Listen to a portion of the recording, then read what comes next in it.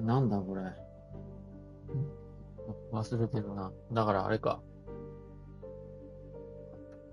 女警察官の人の昔話にまた戻ったんやな、目が覚めて。了解。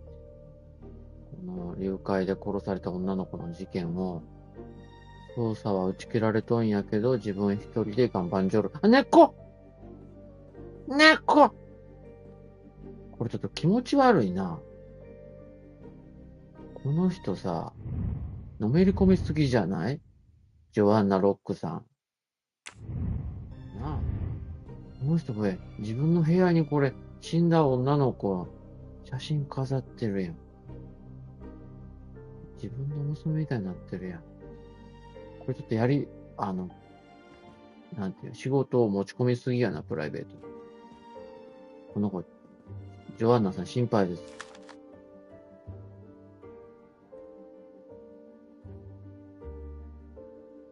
まあ、特に意味はないんか、これ。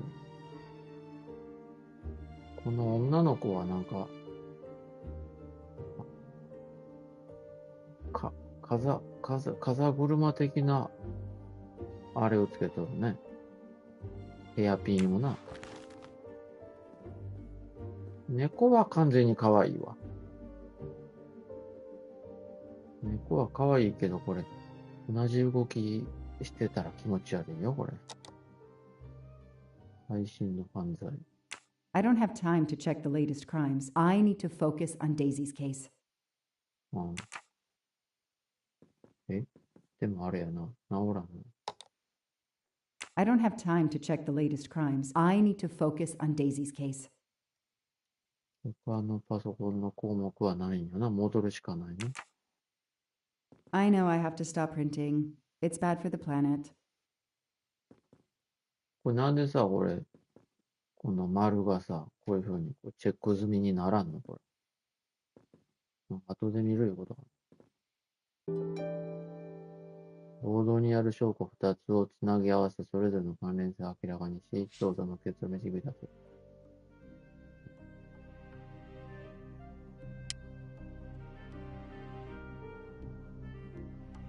認識結果、タトゥー。これ2つをつなぎ合わせる。接続が×でし、調べるが四角。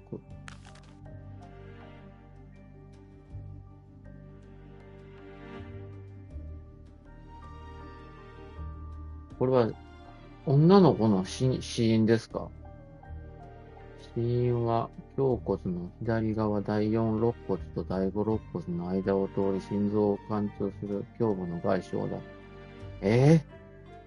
女の子が、あれなん拳銃で撃たれた。それで殺された。22口径の弾丸が発見されたが、法執行機関のデータベースでは一致するデータを見つけられなかった。被害者の顔は大型のハンマーのようなもので極度に損傷されており、顔認証で照合することは不可能だ。あ、これさ、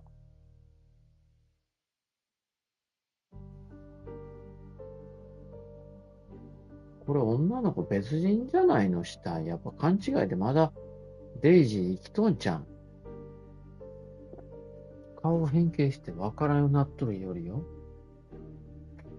これは、他の女の子の死体とすり替えられとんじゃん。まあだからといって一人女の子は死んどんやけどな。デイジーは生きとるかも。デイジーが生きとってもな、奥さんが自殺したんかな、メイドさんも自殺したんかな。奥さんは自殺と違うんか。流産が原因で死んだんか。妊婦さんやったね。妹さんがお腹におったんやな。被害者の歯型もデータベースと一致しなかった。指先は切断されており、指紋の確認をすることはできない。驚くべきことに、およそ1センチ四方のタトゥーが被害者の右腕内側から見つかった。タトゥーってそんな子供の頃から入れるもんな、アメリカ人っ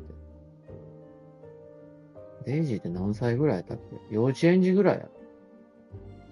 幼稚園児で1センチ四方のまあ1センチやからちっちゃいけどね。被害者の右腕内側。まあ、この辺だよな。右腕って言ってもな、脇の近くか、手首の近くか。これもデータベースと一致することはなかったが、他の部位に対する識別の妨害を考えると、なぜタトゥーがそのままにされているのだろうか。ああ、右腕の手首やな。このマークはなんか意味ありそうや。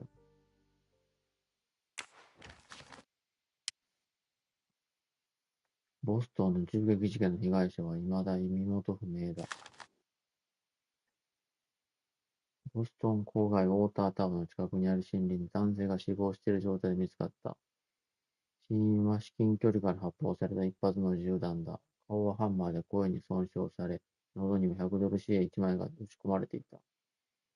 紙幣のシリアル番号はアームストロング家の誘拐事件で支払われた100万ドルの身代金の中の1枚と一致することが明らかになっている。なるほど。これはあれやね。犯人グループの仲間割れで一人死んだということやね。で、誰かわからんようにハンマーで顔潰されてる。100万ドルやからまあ、1億5000万円相当。100ドル式紙幣やから1万円札。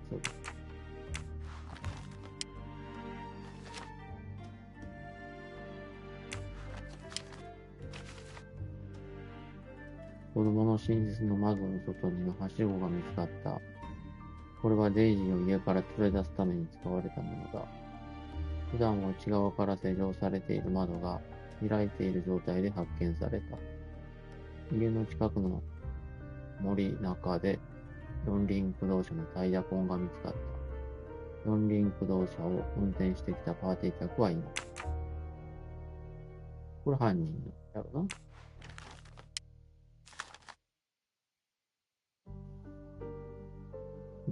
ローレンス・マックイーン地方検事が50歳で突然の辞任。彼の家族によると、マックイーン氏は去年12月のデイジー・アームストロング誘拐事件以来悩み続けるとのことで、犯人を法廷に呼び出すことができなかった自責の念に苛まれているのかもしれない。この事件をそれ以上追及しないという結論を下した彼の判断は、しばしば批判にさらされていた。彼はアームストロング家の育児係であったスザンヌ・モローが誘拐犯であり、その自責の念から彼女が自殺したことで事件を解決したと結論付けたが、この決定に疑問の声を上げる人も少なからず存在した。彼の家族、とりわけ息子は早期の辞職という彼にとって難しい決断を下すためのサポートをした。後任はアーサー・ウィンストン地方検事となる。そうやんな。この地方検事さんが誘拐犯人と繋がってて、わざと幕引きにしたんかな。息子さんがどうとか言うんだよ。叙勲を受けたアームストロング大佐は決して打ち勝つことのできない敵、悲しみと最後の戦いを繰り広げた。娘が誘拐され殺害された後、彼は妻とその体に宿っていた第二子をも失った。そして娘の死に関する容疑者の自殺は、彼から正義さえも奪い去った。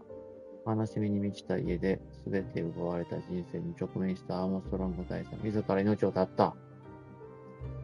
あ、そう。彼のかつての部隊員たちに加え、地域の役人や要人たちが今日の記念式典に参列した。すげえな、アームストロング一家全滅してるやん。まず、デイジーちゃんが誘拐されて死にました。で、それで、悲しみで流産した奥さんが、流産の結果、自殺じゃなくて感染症かなんかで死にました。で、それで悲しくなったお父さんが自殺して死にました。まあ、娘がもう一人おったら4人全部死んだってことね。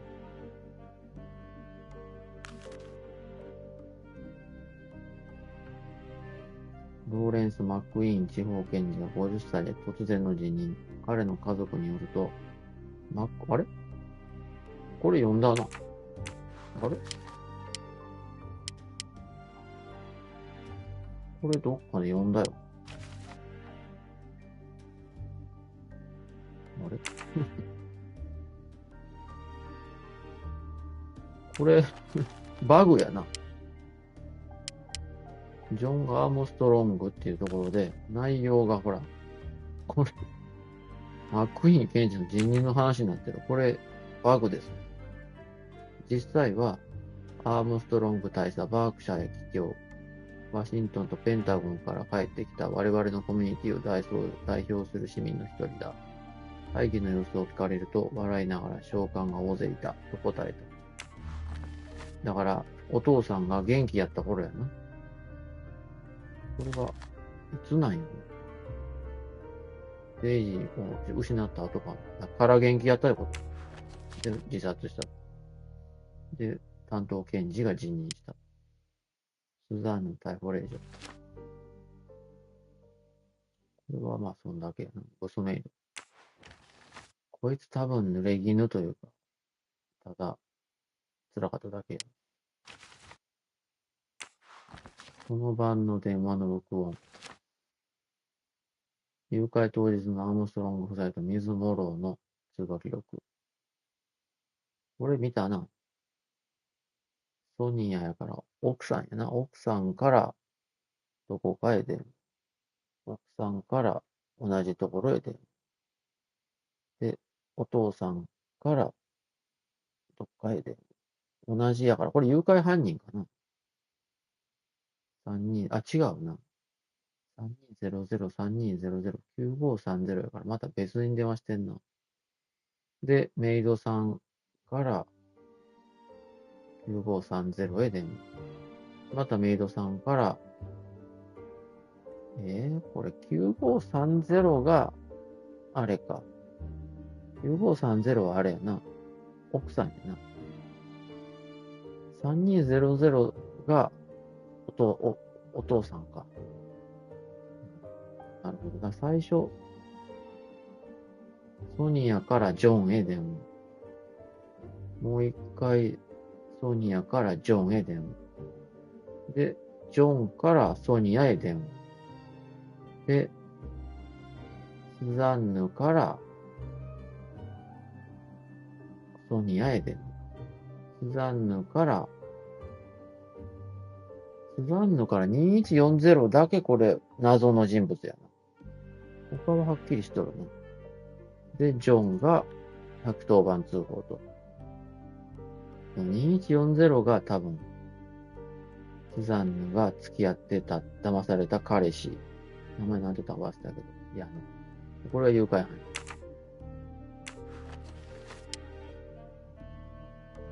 マイケル・クラークと4年前に会った。こいつが、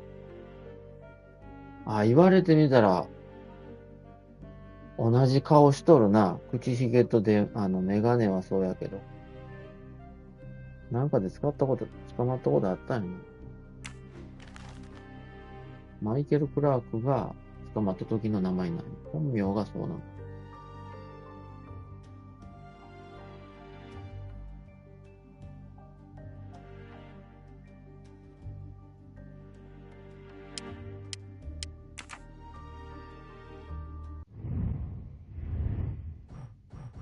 これな、サミュエル・ラチェット。似てるな、顔な。言われてみたら。で、二つつなげるわけやね。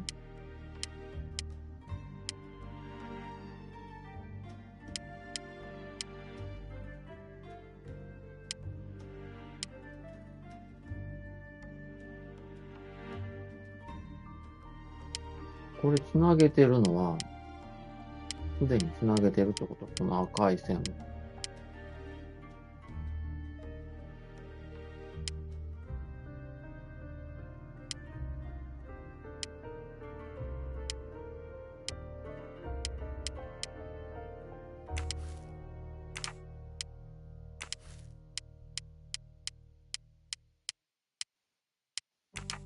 すでに赤くなっとるとこはもういじらんでんよね。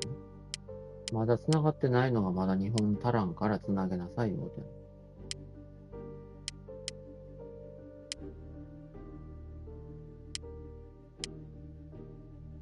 わからん。もうちょっと他調べようか。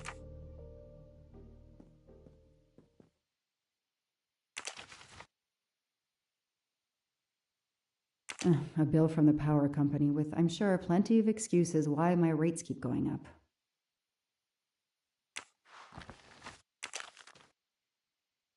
Travel. For the discriminating traveler. Also for the overworked detective who never seems to have time for vacation. Well, I can dream, can't I? あれこの人ってさ、左下の人これ、列車乗ってない？たまたまかな？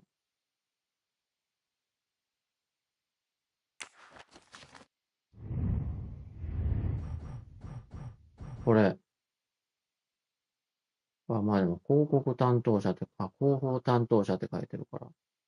まあ自動車の広報省だし。たまたま。なんか臭いね。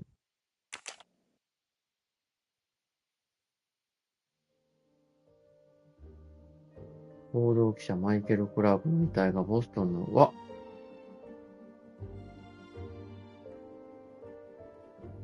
あのマイケル・クラークさん、死んでるやん。釈放されてすぐに。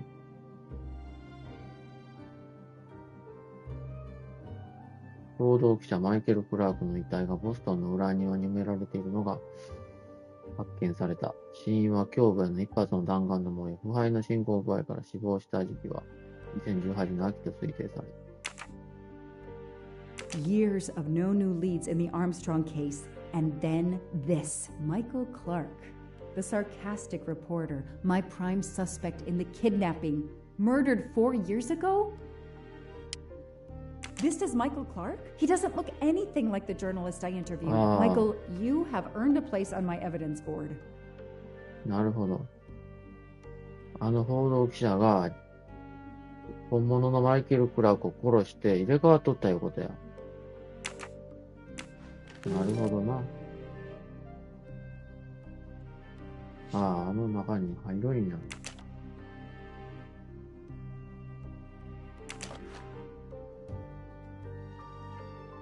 Suzanne's hair, so conveniently left in the cabin for us to find. It was planted. I knew she was innocent.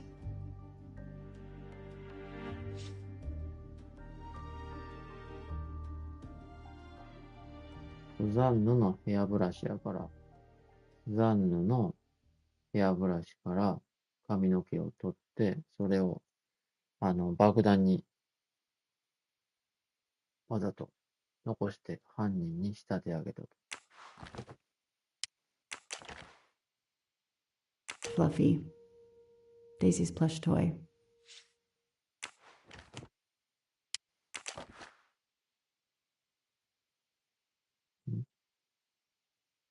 これはチェックできんの？ The lab team found this keychain in the cabin, but they wouldn't have bothered to examine the keys once the DA shut down the investigation. The keys were just tossed in the evidence box along with everything else. It's too unusual not to demand a closer look. なんなんこれ。これは何？これパズルやな、なんか。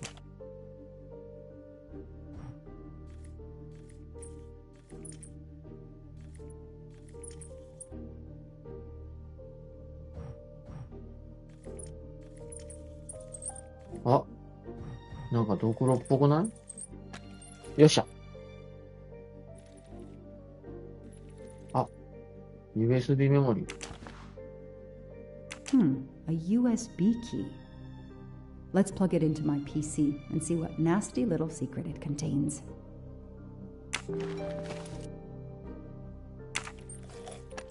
よしよし。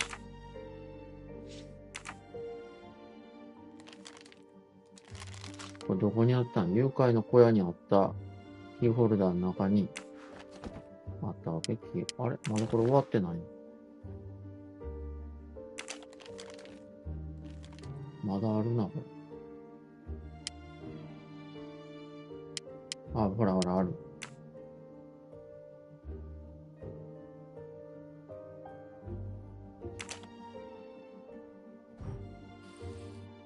またこれかよ。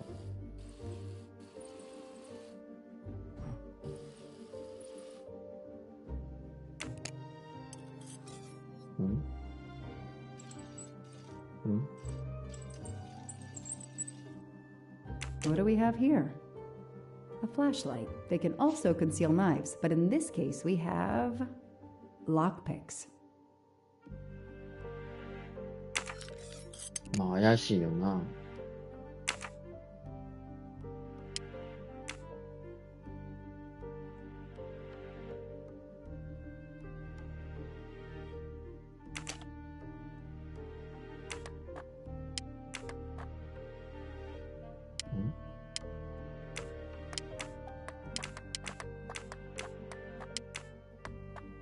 これは何ですかこれ。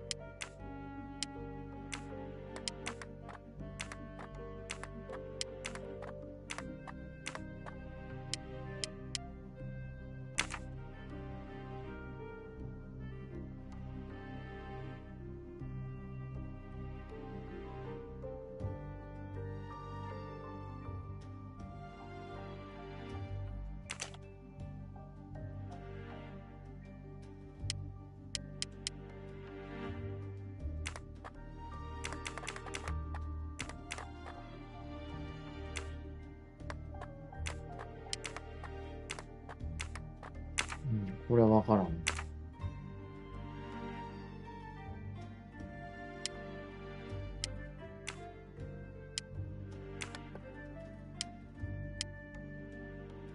なんでこんな暗号だらけな。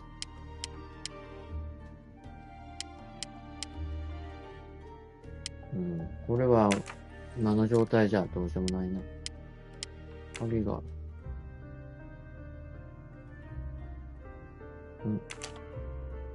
35。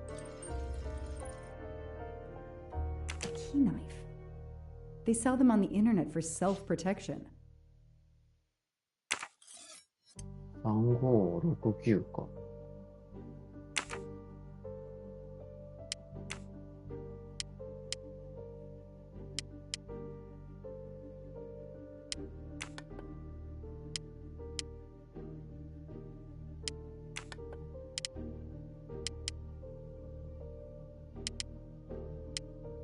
6やな。いた！すごくないこれ。What do we find? A capsule and a 乳酸化 smell. 物、生酸化物。 Bitter almonds. 600円。 Cyanide. よっしゃ。賢い俺。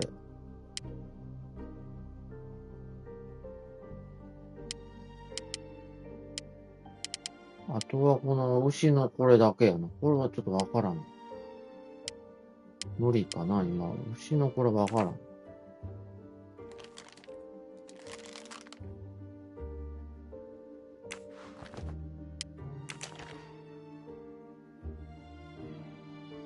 So clever. All that evidence, and yet no DNA found. ああ、これはこれで終わり。カッターとダクトテープ。The only fingerprints found on the bottle were Suzanne's. ワインのボトル。これだけまだ謎が残ってるけど、どうしようもないな。あ、ヒゲがある。A gold mustache. Thank you very much.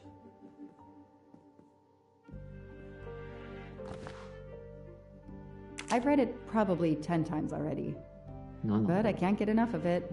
Don't know why. Maybe because it helps me sleep?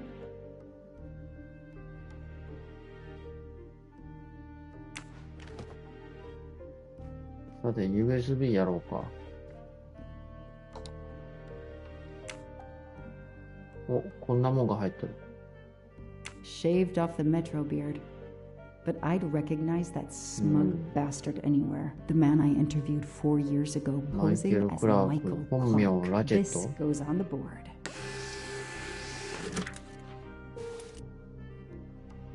ランフラスコ・カセッティ。札束。手首にタトゥーの人死んでる。仲間やろな。Maybe they needed to show the ransom to someone, to check if the serial numbers were still on record. I'll print them, and on the wall they go.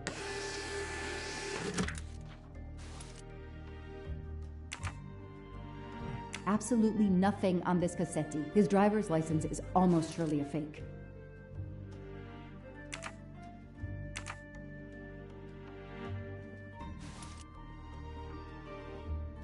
I don't have time to waste on magazines. I don't have time to waste on magazines.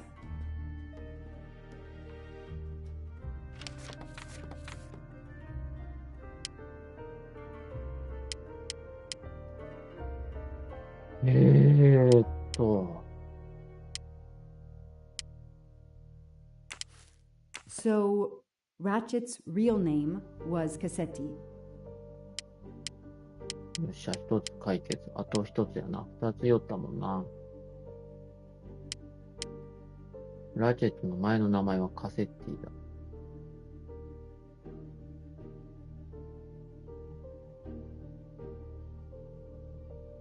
ランフラスコ・カセッティが免許証か。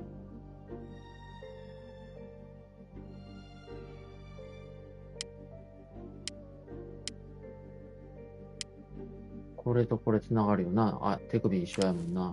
This tattoo is the same on both pictures.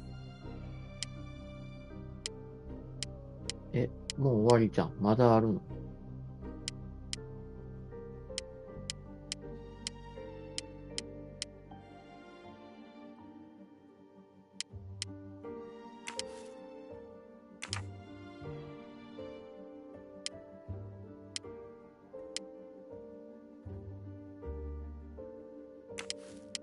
I knew it. The faces don't match at all. They are clearly two different men. I should run facial recognition on my computer.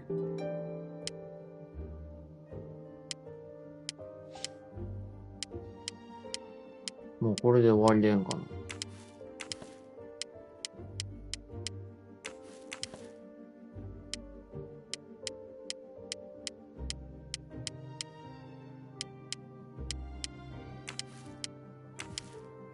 あら。不正解やったら繋がらんの。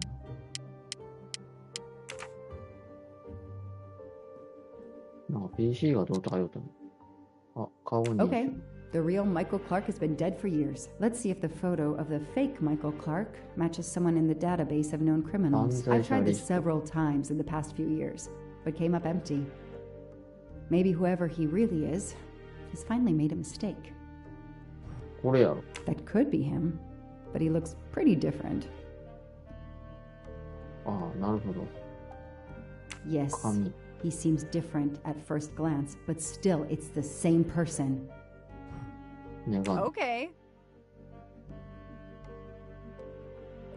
鼻も変えてるか。 Good. あとヒゲやな。 He's changed his appearance a lot. Probably had some plastic surgery on his nose, but there is no doubt it's the same person. Let's see why he was arrested.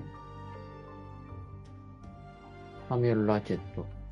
2023年11月23日。アルメニアのエレバン空港にて逮捕。商品の古代合計品を所持していたため、メソポタミアの小型の彫像3点が押収され、裁判所によって差し押さえられている。男は保釈金を支払った。裁判は2020年1月5日に行われる。Mr. Ratchet, you didn't just steal statuettes. What recent information does the database have on you?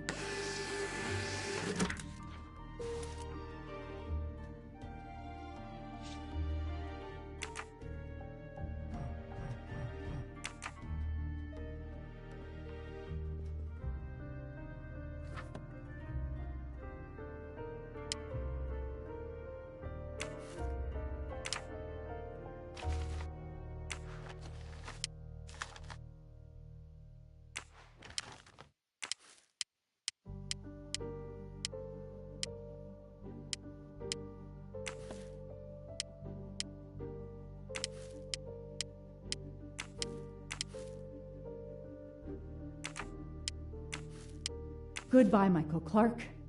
Hello, Samuel Ratchet, the man who stole your identity and your life.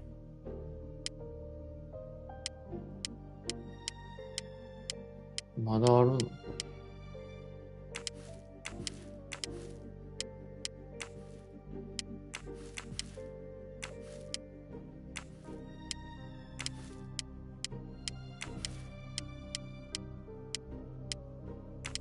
The DA resigned soon after the Armstrong case. It haunted him just as it has haunted me.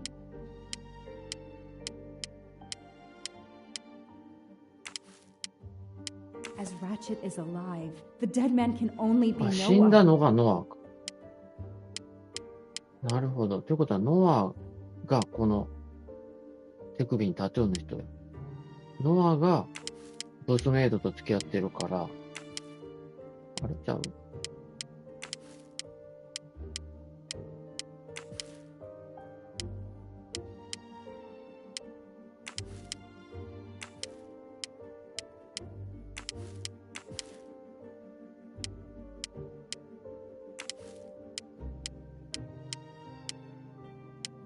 ノアと、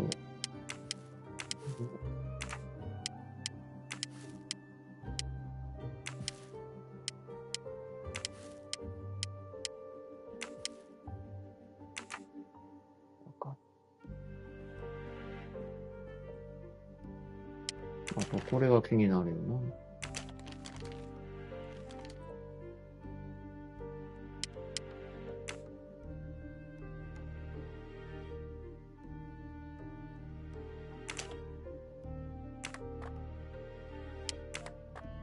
これはわからんわ。何をしたら解けるの謎が。この牛のやつがパカッと開くんかな。左を2回、右を2回とかそうなったのか。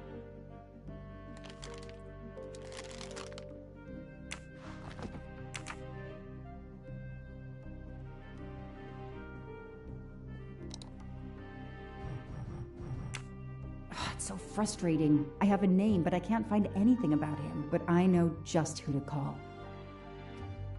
誰に連絡する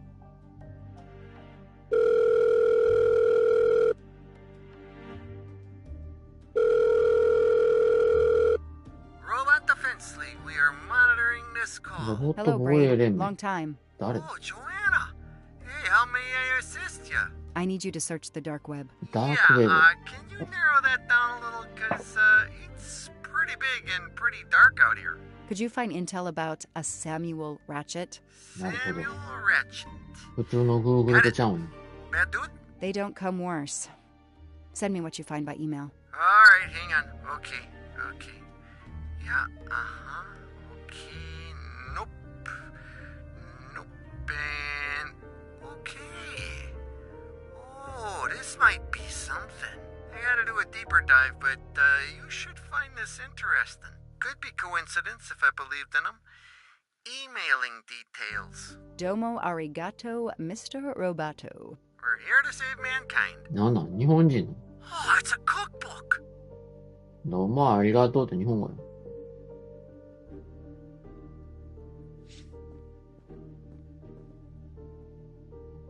あれ何も増えてないよ。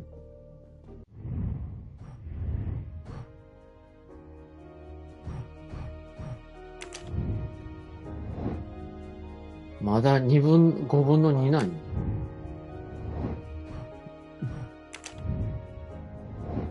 うわ、これもうちょっとやな。9分の8。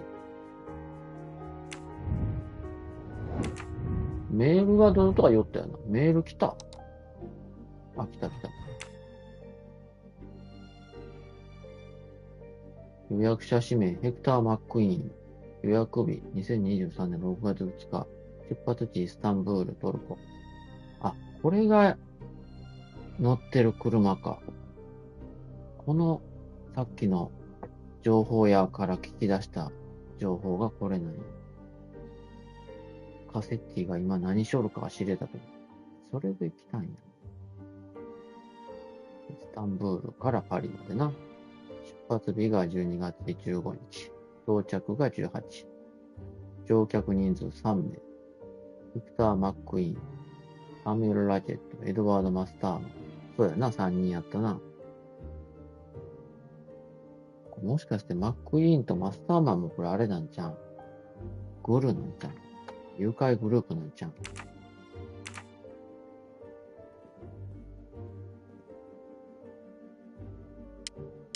あれ？何も増えてないよ。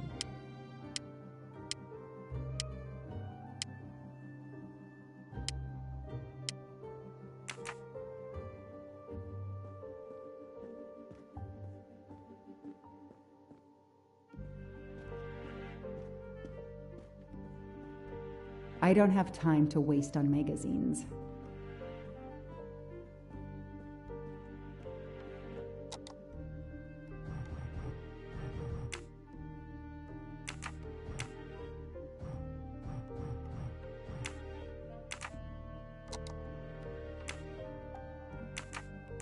Mr. Ratchet, you didn't just steal. What recent...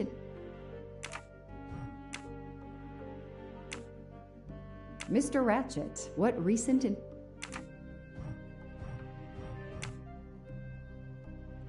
The Orient Express.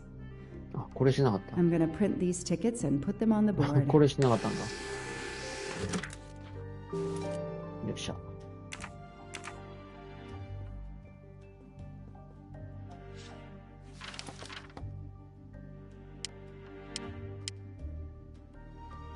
ラチェット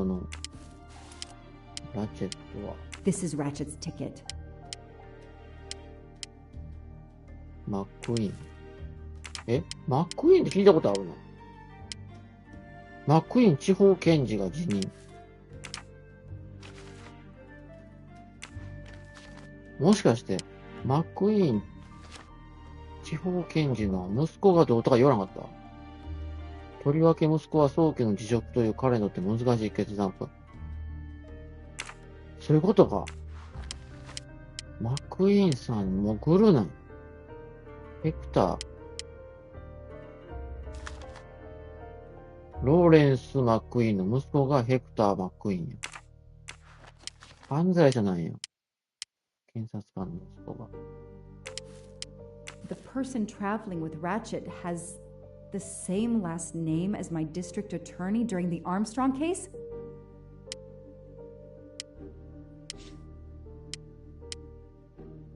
エドワード・マスターマン。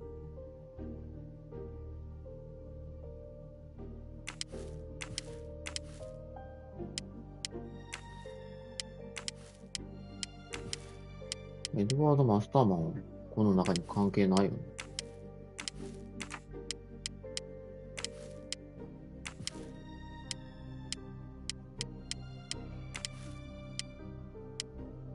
These tickets were all booked by McQueen. .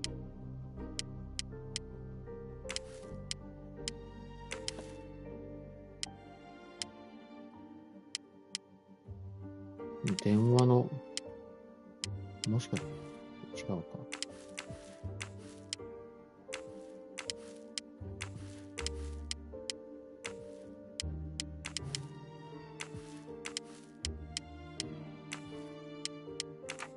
わからん。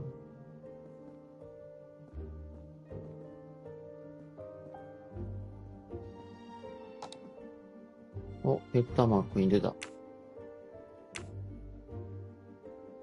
ヘクター・マックイーン。うん。I knew it. He's the son of my former DA. 息 He 子やと goes on の the ことやな。 evidence board.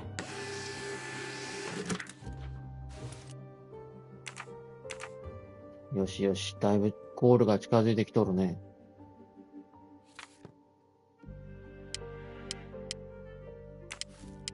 Here's what Hector McQueen looks like.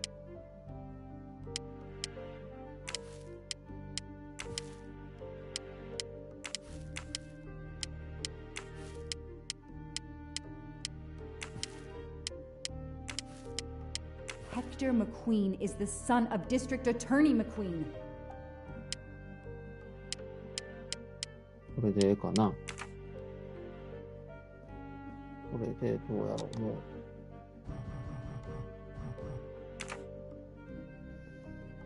う。もうちょっと、これでもう限界やと思うけど、なんかもっとあるの他に。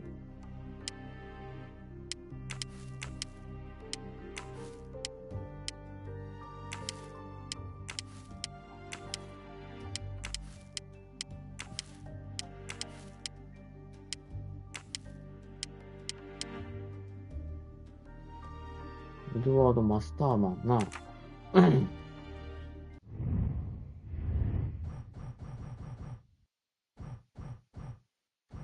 こいつか、エドワード・マスターマン。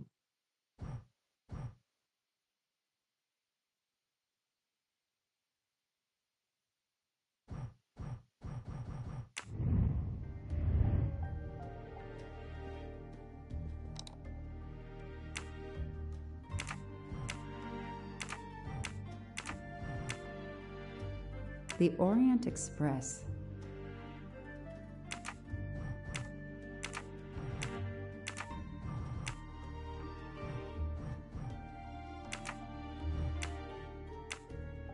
I knew it. He's the son of my former DA.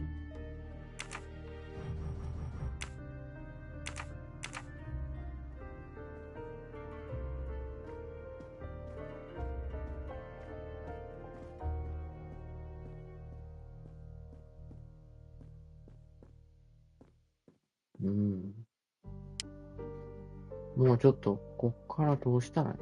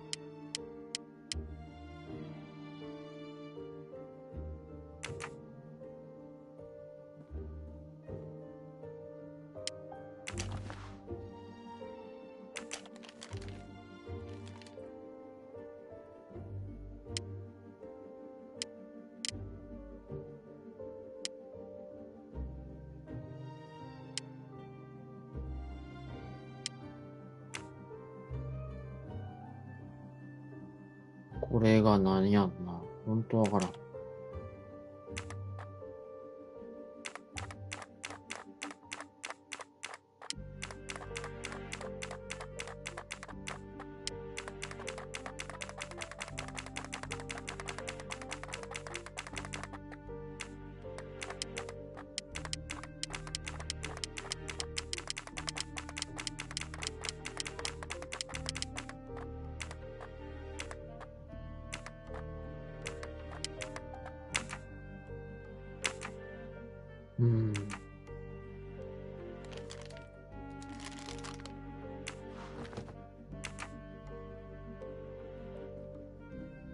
詰まったね。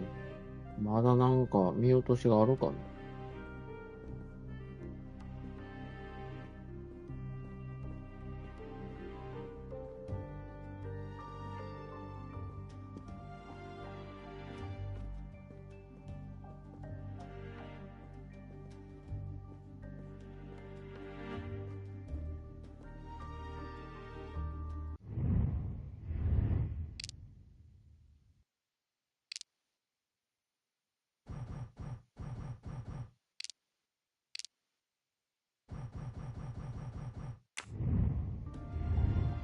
いや、ちょっと完全に積んだな。ここまで順調に来たと思うけど。どうしたらいいの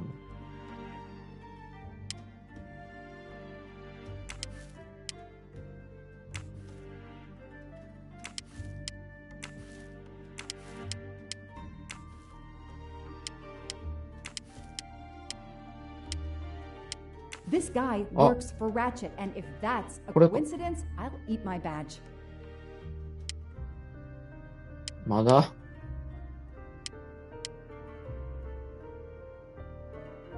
ラチェットの助手なんやね。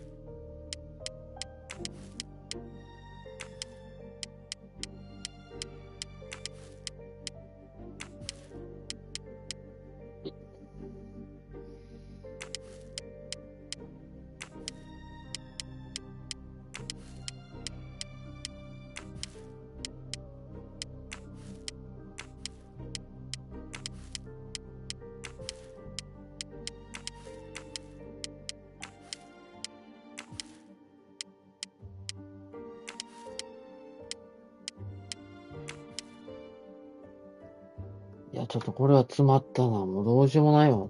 答え、見るかっていうか、答えないんか、これ。これはそうなんよな。ないんですよね。攻略サイトないのよ。どうしようか、これ。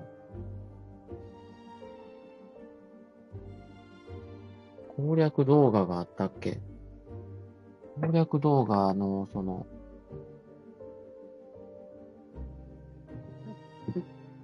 略動画を見れば、この場面と同じところを見たらいけるんかな。攻略動画があったっけ？なんかあった気がするな。厳しいな、これ。わからんわ、これ。これわかるわけがない。ノーヒントでな。ヒントいるやろ、これ、絶対。複雑すぎるよ。ほんと外国のゲームはちょっと、なんか、ゲームバランスが悪いというか、これちょっと難しいわ。俺がアホとか言うことはないわ、俺。普通はこんなんわからんよ。あっ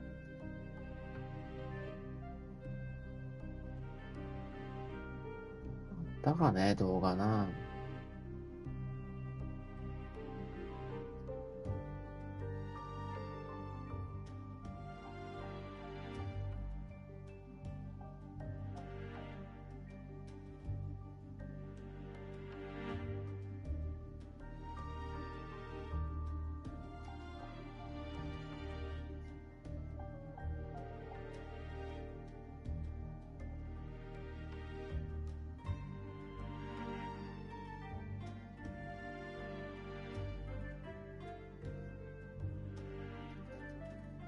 はぁ。お前なんでだっけ、このゲーム。えーっと、えーっオリエント急行か。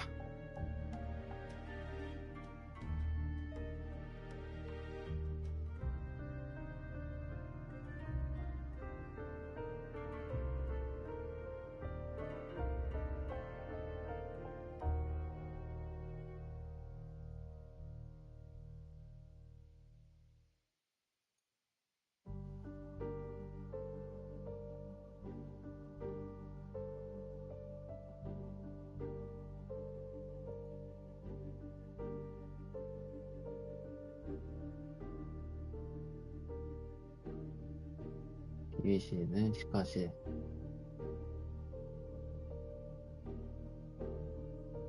これ自力でいける人おるんかな？ほんまに時間かけて全パターン試すしかないんか？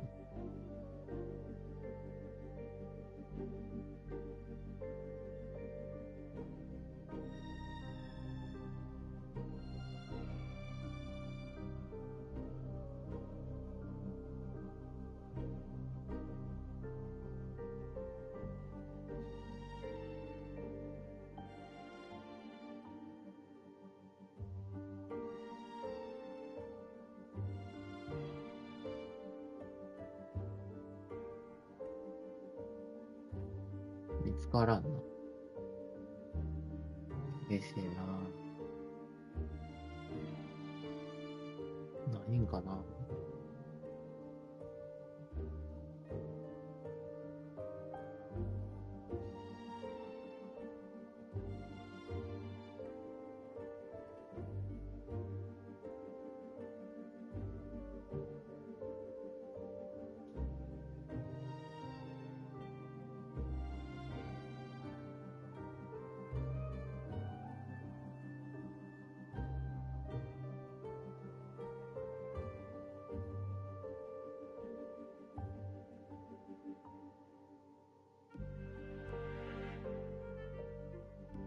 ないわ。どうしようか、マジで。ほんとクリアできん。完全に詰まったな。サイトもなかったよな、前な。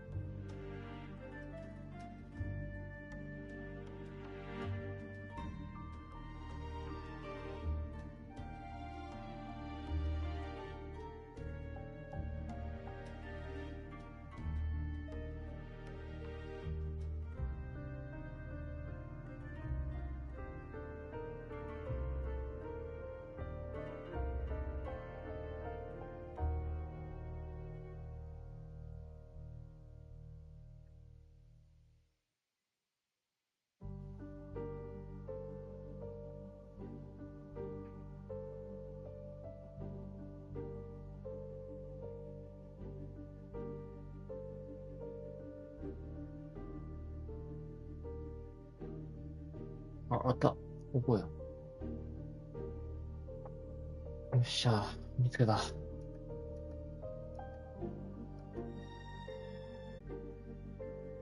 これはどうやればできるもんなの？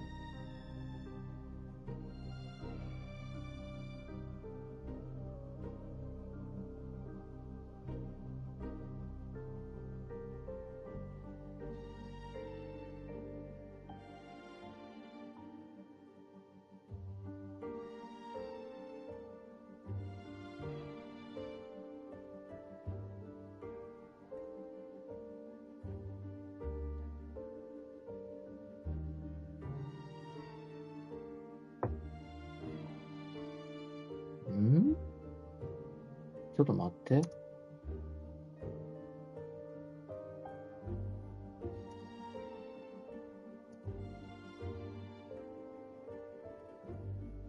この動画見てたらさ、ここにさ、なんか、雑誌とか、なんかあるんやけど。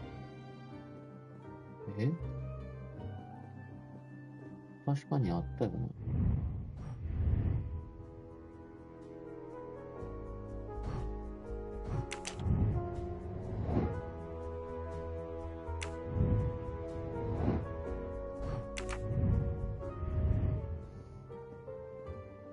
これじゃない。これ。The Orient Express departs こ from れか。 Istanbul next week. うわ。 Interesting. I'll put it on the board. さっき、これ意味ないわって言ったやん。しんどいね。ある程度進めたら話変わってくるんや。え、まだなんか。あ。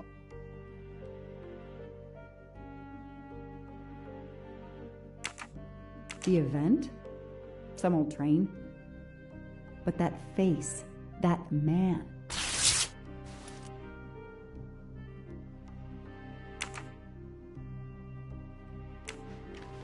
いや、やっぱりさ、俺思うんやけど、あいつ、自動車の宣伝の人怪しいんちゃう？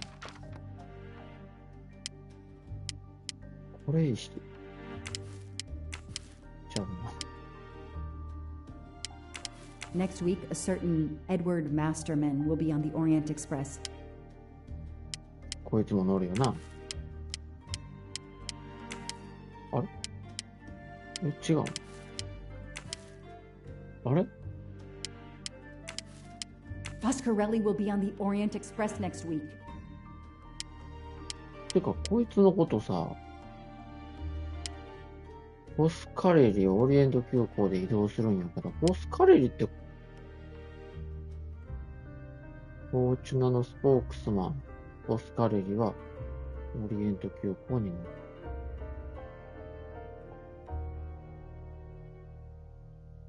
フォスカナのスポークスマンのこと、なんでこの人、なんていうか、知ってんの？ I know that face. That's John あ、 Armstrong's driver. なるほど、これ。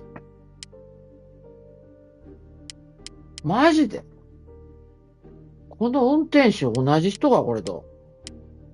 顔。ほんまやな。あ、こいつ怪しいというか。そっか。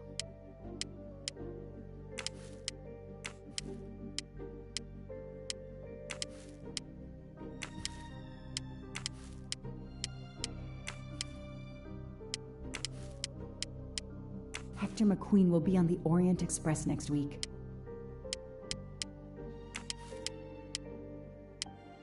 Ratchet will be traveling on the Orient Express in a week. Damn, Ratchet is taking the What Orient the Express gosh. next week. McQueen, the district attorney's son, is too. Foscarelli, the Armstrong chauffeur, is too. It can't be a coincidence. McQueen and Foscarelli must have decided to take revenge and will undoubtedly attack Ratchet on this train. I have to be on the Orient Express to stop them. And above all, I must stop Ratchet.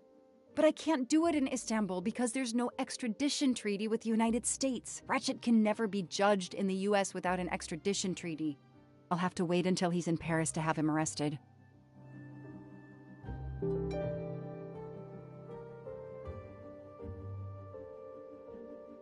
なるほどな。てか、なんで復讐するってなってんの？え？あ、なるほど。いや、どういうこと？このラチェットさんは、このヘクター・マックイーンさんと運転手さん、ボス・カレリさんが仲間やと思っとったら裏切られて殺されるっていう予定。復讐の理由は、騙されて検事さんが失脚した復讐かな。それしかないな。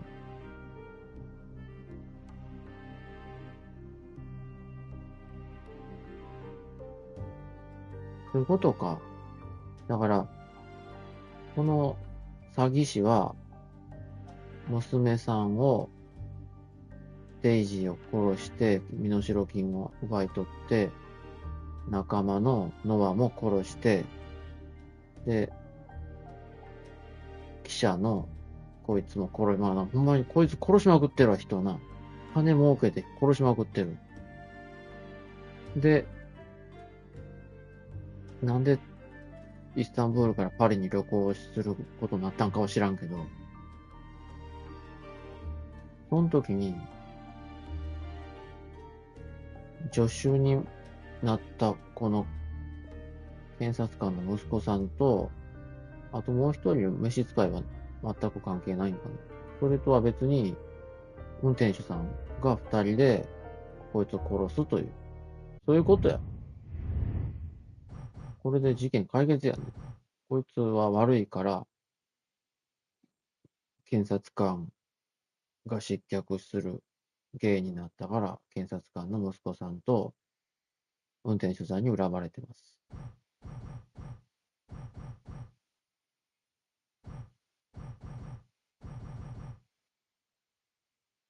まあ、で右利きの人がな、おらんの。左利きか。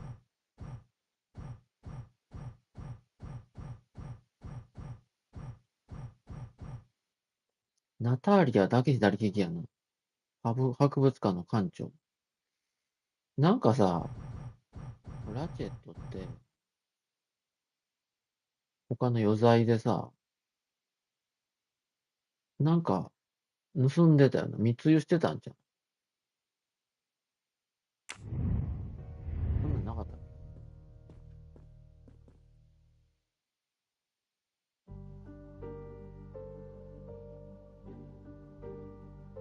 Every compartment is taken for this special anniversary journey.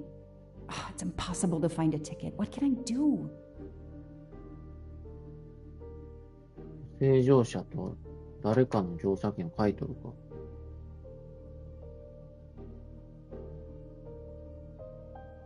どっちがええかな。誰かの乗車券を買い取るって、他の人、わからんけど。Let's find out who's traveling on the Orient Express. Time to call Braid. なるほど、さっきの情報や。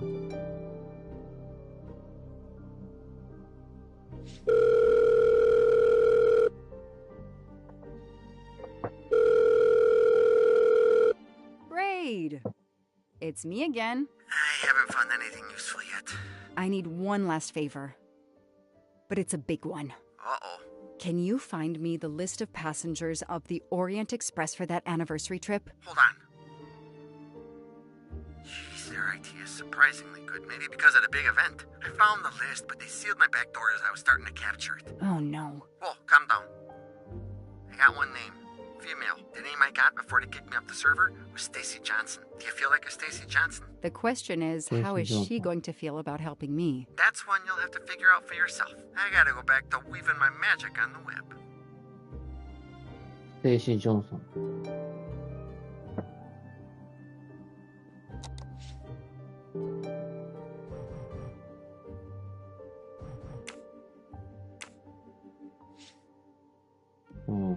電話番号わかるな。女優業、映画、非常の愛に出演、病に苦しむ子供たちを支援する、その団体に出資。パパラッチに対する暴行で逮捕、示談にて解決する。パパラッチが嫌いやからさ、協力してくれるんじゃん。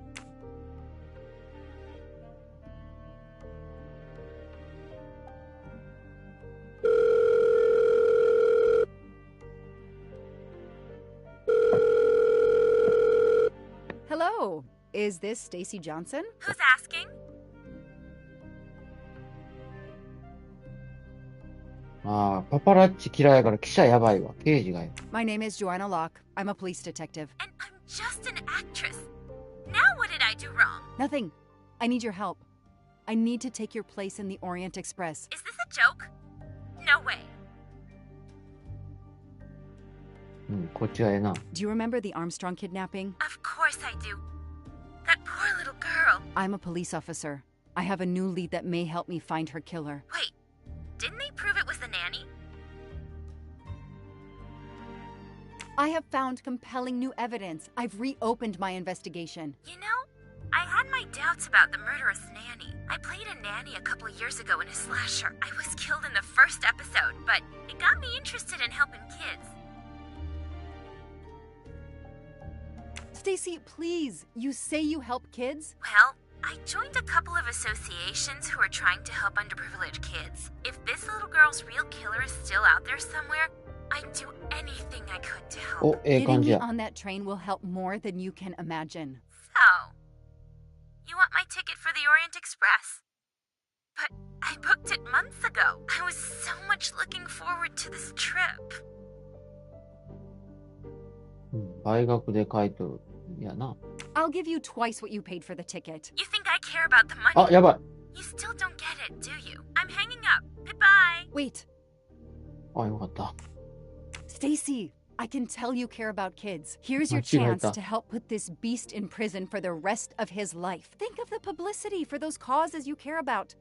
Think about the kids. The kids. Yeah. All right. We'll do it for Daisy and the kids who suffer. I'll take care of changing the tickets to your name and send it to you. Get him. Make him pay. I will. Thank you so much.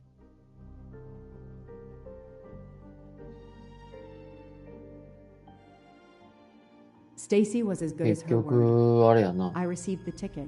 牛のやつ I だけわ called からん my かった chief な。 to let him know I was taking my vacation time. I had come. 牛なんやった I ん flew to Istanbul. I was finally going to nail the monster responsible for Daisy Armstrong's death, Michael Clark's death, even his accomplice, and, I suspected, so many others as well. You know the rest.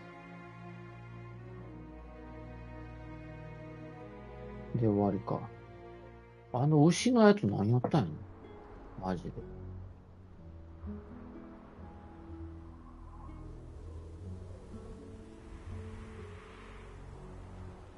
And that's how I found myself on this train. On Ratchet's trail. The rest, you know. My identity is easily checked with the Berkshire Police. Thank you for your detailed account, Mademoiselle Locke. In addition to giving us crucial details of the investigation, you have made it clear that there are many who might wish to see Ratchet dead. まあで間に合わんかったよな。こいつは無実や。I know you are innocent. Your forthright testimony and your movements, or lack of them, last night eliminate you from our list of suspects. I agree, without a doubt. Another detective will be great help to the investigation. Book, Although my friend certainly does not need any help. you are too kind. Thank you for believing me. I'd like to help in any way I can. Do not worry, Mademoiselle Locke. Already I see things more clearly. It's obvious whoever drugged you was trying to derail your investigation. You mean the person who did this to me is Ratchet's killer? Both Monsieur Michel and Fraulein Schmidt had the means and opportunity to drug you. While you get your strength back, I intend to interview them. Excellent idea, my friend. All this excitement has whetted my appetite. I'm sure Mademoiselle Locke won't say no to a good, invigorating meal. What? No, I want to hear what the conductor and Fräulein Schmidt have to say for themselves. It is my duty to ensure the well-being of the passengers. If Dr. Constantine has no objection, I will escort you to the restaurant car.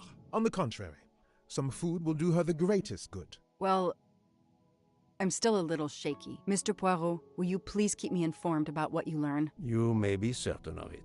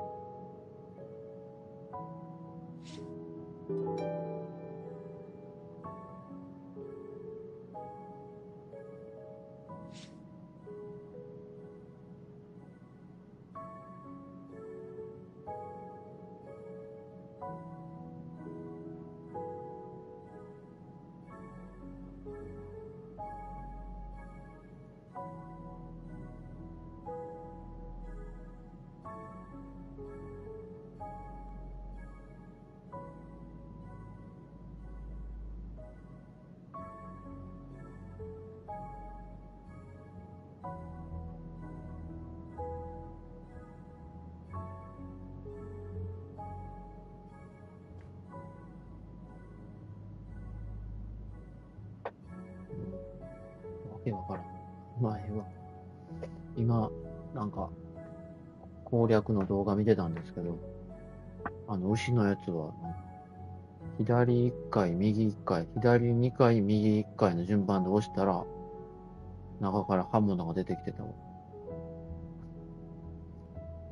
だから、と言って、まあ、攻略には関係ないっぽいけどね。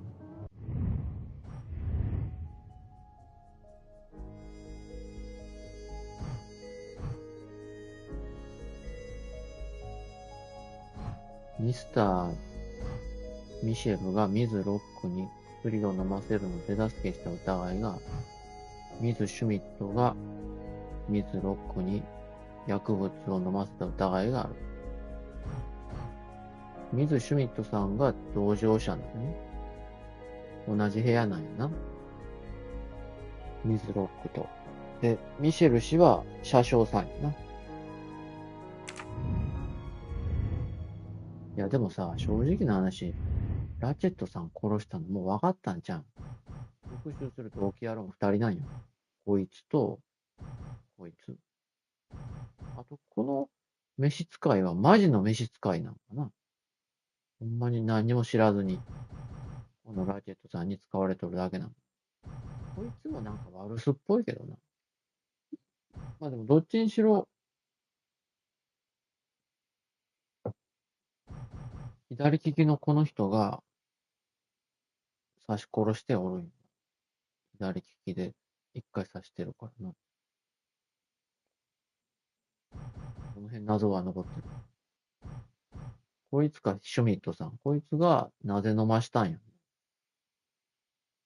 めちゃくちゃラチェットさん、恨まれてるというか、包囲網がすごいね。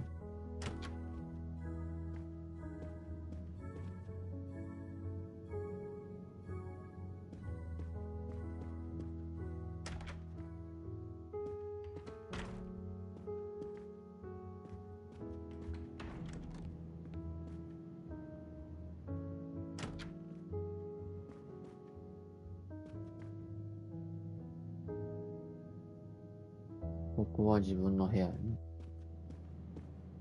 ミスター・ポワロ部屋。あ、お I る。 have nothing to ask them at the moment. I should leave them あ、これ alone. は違うか。シュミットじゃないな。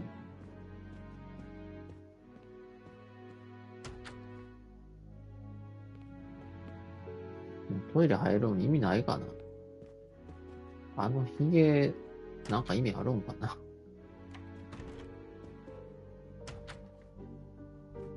あ、いた。シュミット。Good evening, Fräulein Schmidt. May I disturb you for a moment? You asked so politely, mein Herr, but I do not think I have a choice.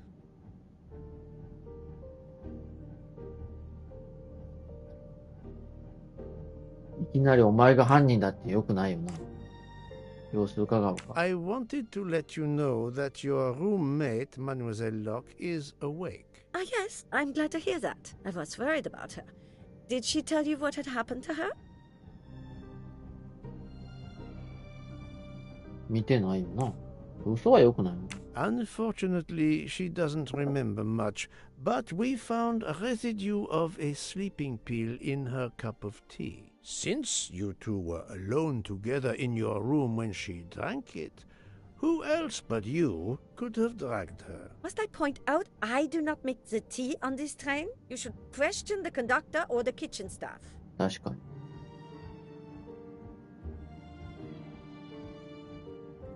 睡眠薬持ってたっけ？なんか探ったような覚えあるな。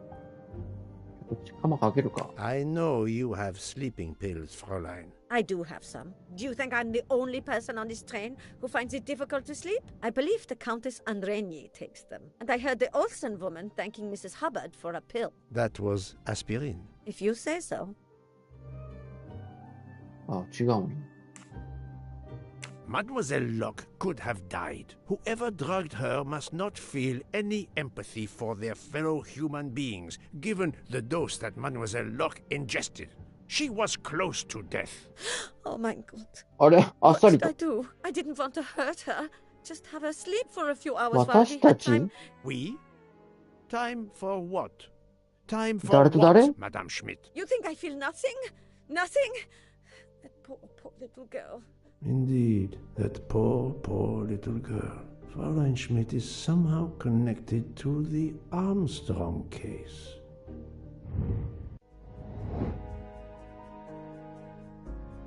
ミズ・シュミットとアームストロング事件とのつながりは何だろうか。ドラゴミロフ公爵夫人の料理人、アームストロング家の料理人、ソニア・アームストロングの付き人。これドラゴミロフは関係ないよな。アームストロング家と関係ないのか。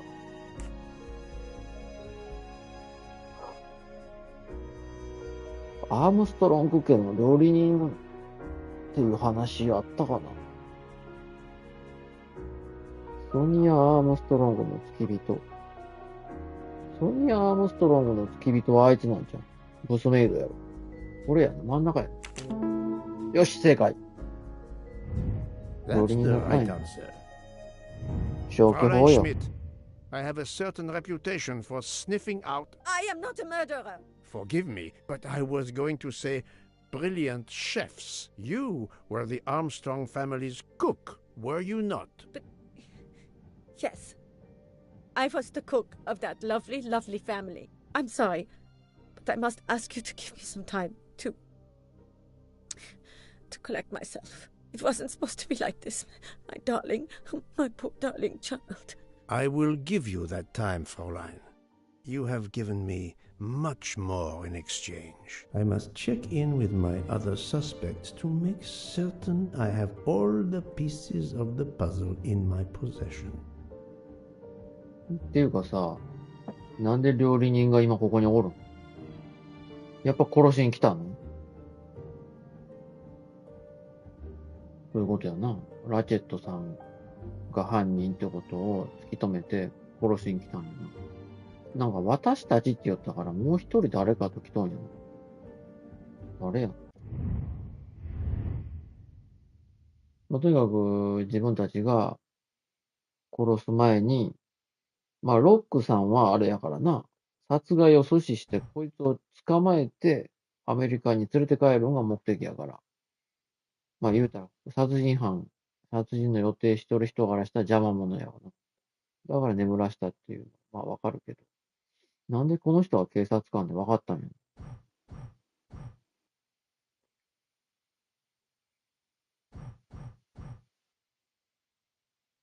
こいつかな。こいつもなんかアームストロング家の関係者なの。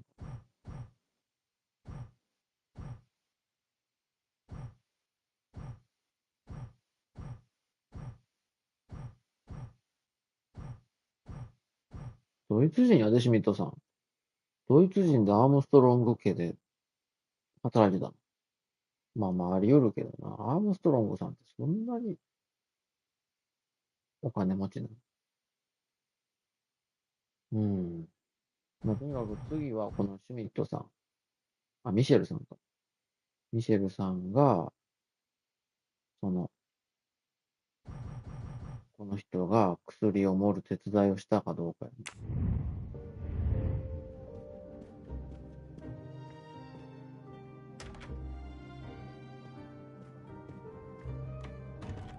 どこにおるんやろ。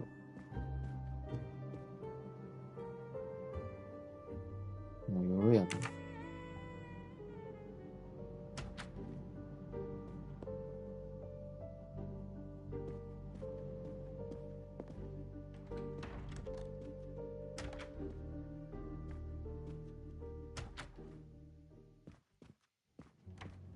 食ってるな。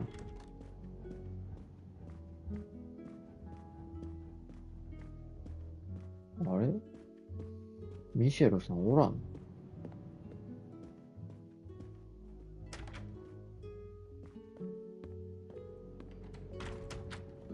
おった。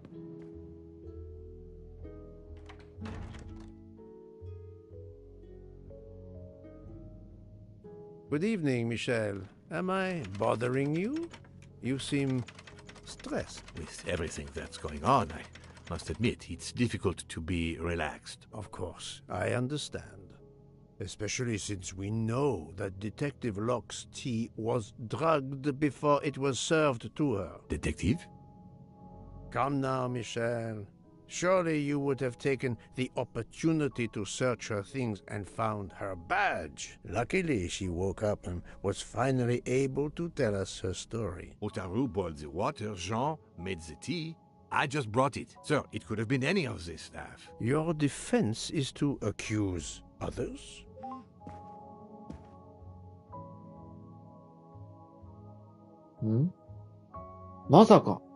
You have a network connection? No, unfortunately. It's just an automatic reminder to pay my rent. I always forget, and my landlord complains. Pierre Michel had to be involved in the murder. The drugged tea, his post at the end of the hall, and now I know why I know more than one of those people on the screen. その上に。左の人物がミシェル。Brilliant. 右はなんか見たことあるな。中央はスザンヌ・モロー。Right. ブスメイド。右はなんか見たことあるよ。誰？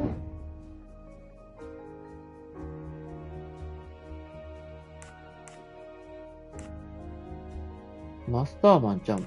ハードマンかな。Good. よっしゃ。マスターマンはあいつやな。召使いやん。You are the father of Suzanne やっぱ Moreau, り父親か。 Daisy Armstrong's nanny. My condolences on the death of your wife. What? But my wife... Enough lies. Suzanne does not bear your name? No. Suzanne's mother and I were divorced.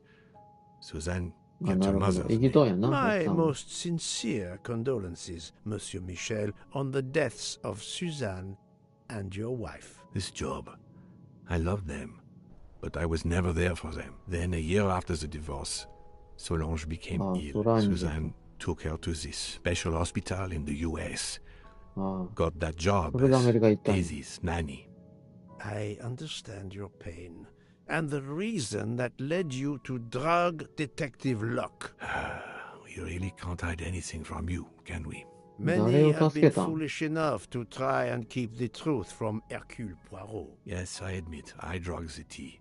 But it was only to keep her quiet, until I could... But she reacted so much to the sleeping pills. She was lucky, as are you, that she didn't die. To be frank, there is one more thing that puzzled me, but I think I understand now. ミスター・ハードマンとミスター・ミシェルの関係。ボーイフレンド。まあでもこれもあり得るんよな、全然同性愛もな。まあでも素直に考えたら、さっきのな、写真からして、娘の彼氏ってことやろうな。娘メイドと、さっきのハードマンは、付き合ってたんやな。でも、ハードマンさ、ノアと付き合ってたよ。娘メイド浮気してたってこと？彼氏おるのに、誘拐犯と繋がってたってことやな。これは辛いね。Monsieur Hardman was Suzanne's fiancé. Huh. I have the impression my whole life to you is an open book. Yes, Cyrus was my daughter's fiancé. I almost consider Cyrus as my own son. Of course, much more is clear now. I have been patient long enough. It is time to go and see what all the commotion is next door.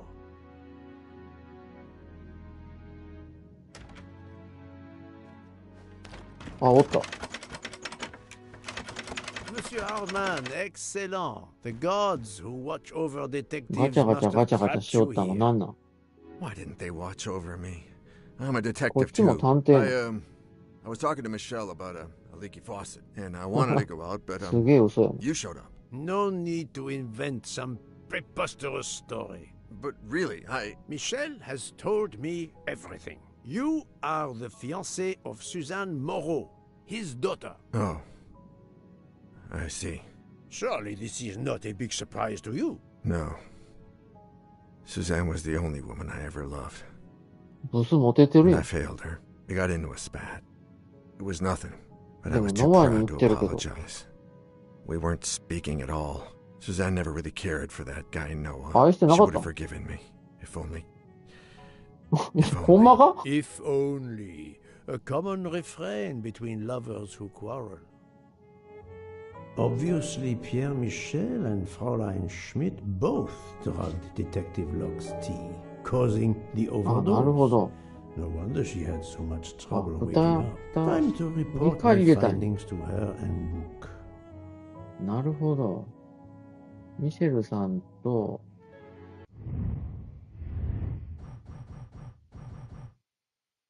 ミシェルさんはミシェルさんで、娘の復讐のために刑事さんに静かにしてほしいから入れたと。で、シュミットさんはシュミットさんで、自分が料理人やった一家の娘さんの復讐のために、ラチェットを殺したいんやけど、刑事さん邪魔やから睡眠薬入れたと。全くこの二人は関係してなかったんやな。2回別々の機械でお茶に睡眠薬入れたから、1回やったら通常のぐっすり眠るだけなんやけど、2回やから過剰摂取で死にかけたわけやな。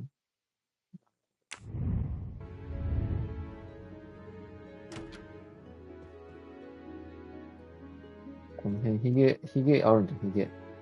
あるやん。Ha ha! Golden mustache.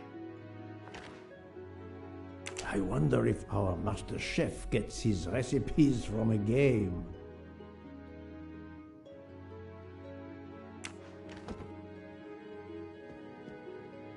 ここがこの人の部屋の、ミシェルさんの部屋の横なわけ。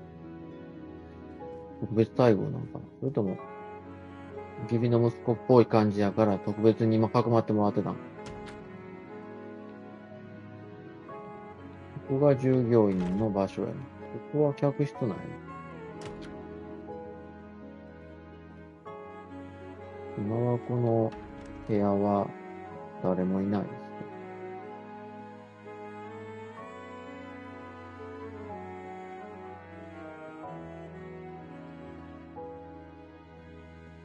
金のヒゲもないですね。別になんなんなくてもいいんやけど、気になるよ。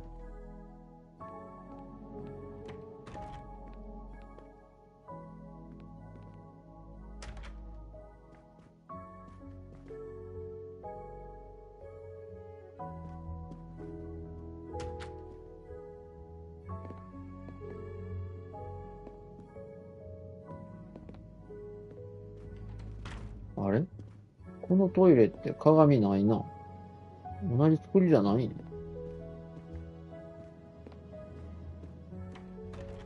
あ、そうか、これ従業員向けのトイレやから鏡いらんの。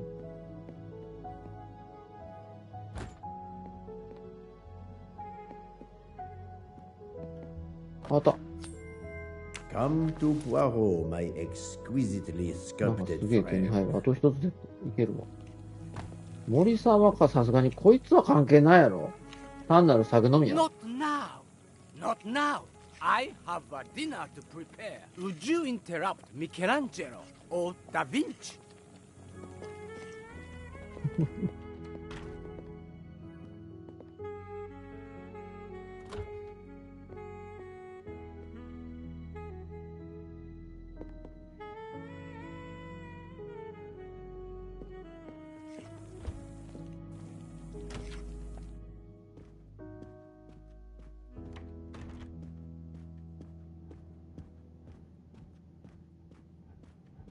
さあ話するか。もうちょっと調査するか。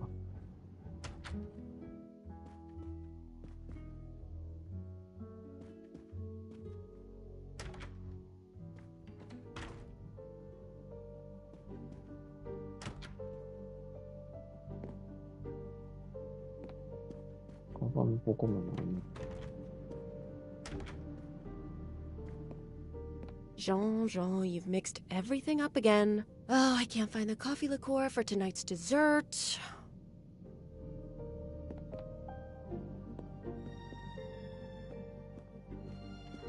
Can I get you something, Monsieur Poirot? Everyone is so tense. An aperitif soon, Monsieur Fauchet, with pleasure, when the matter is resolved. こいつは悪いことないかな。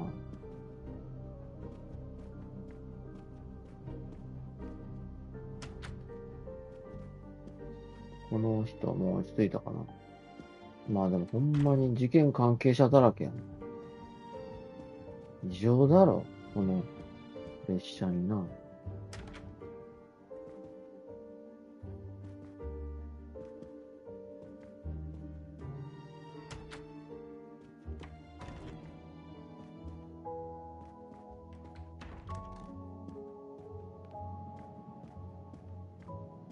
I have nothing to ask them at the moment.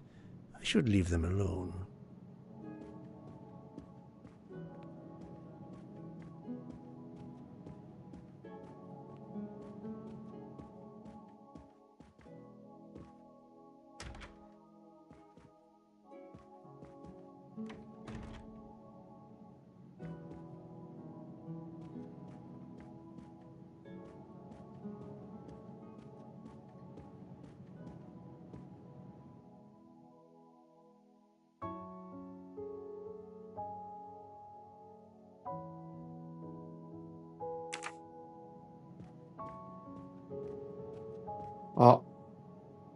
All that snow.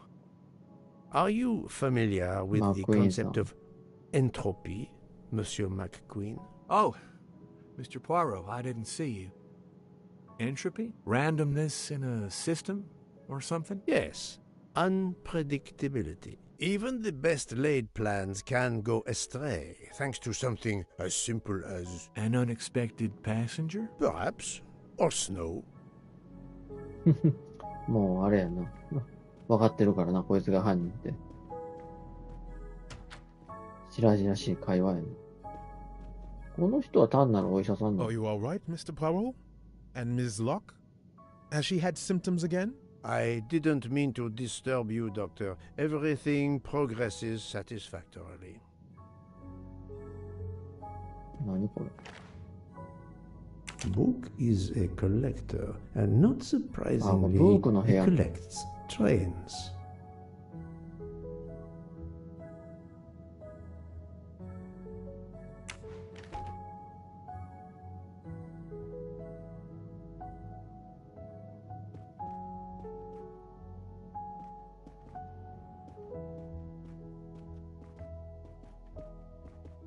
よっしゃ、全部終わった。ん何なんか今、ガーが出てこなかった。ガーが、バチャバチャバチャ。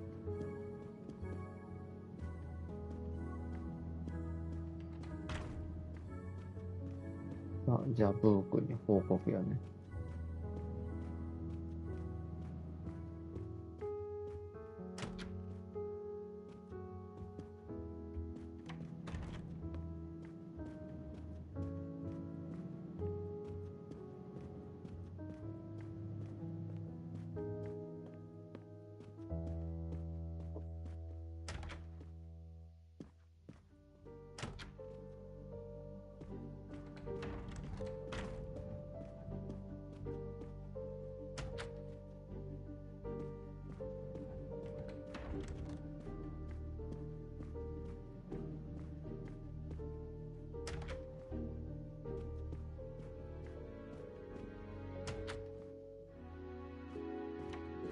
So, my friend, tell me, you have something new?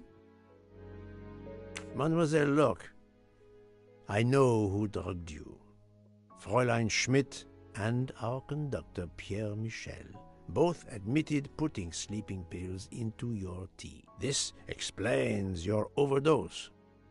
They are relieved you are recovering. Michel drugged a passenger? On behalf of the company, I offer my apologies to you, Mademoiselle Locke. Michel will answer for this outrage. Both of them? I was pretty sure about Fräulein Schmidt, but I admit that I did not suspect the conductor. 実はな、車掌さんが事件で濡れ衣で自殺した娘さんの親やった。I have uncovered multiple connections with the Armstrong case. Pierre Michel is the father of Suzanne Moreau, little Daisy's nanny, and Monsieur Hardman was Suzanne's fiancé. As for Hildegard Schmidt, she was the cook of the Armstrong family. What a coincidence, don't you think? But it's incredible! What are the odds that so many people linked to that tragic affair ended up on the same train? About the same as you winning the lottery, my friend. I wasn't the officer who interviewed Fräulein Schmidt back then, so she couldn't recognize me here on the train. How could they know who I was? There were other passengers who might have. Or she may have seen you when you visited the Armstrong home. ああ、なるほど。料理人やったら見てるかもな、警察を。was staged for my benefit.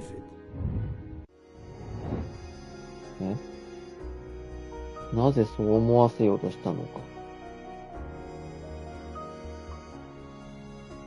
これ何の話してんの？いきなりなんか、ミスリー。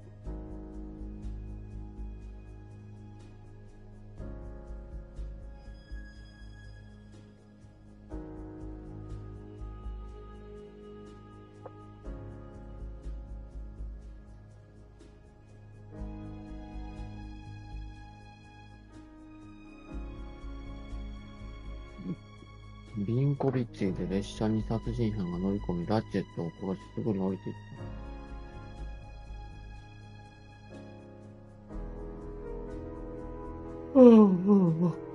た。ビンコビッチっていうのはあれやな。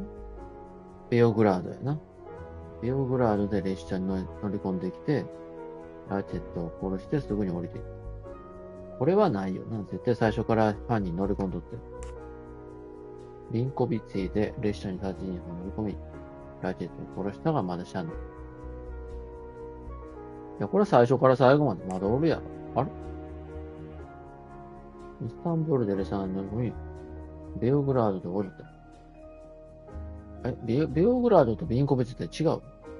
多分まだおると思う。Think, Poirot. That is not a good answer.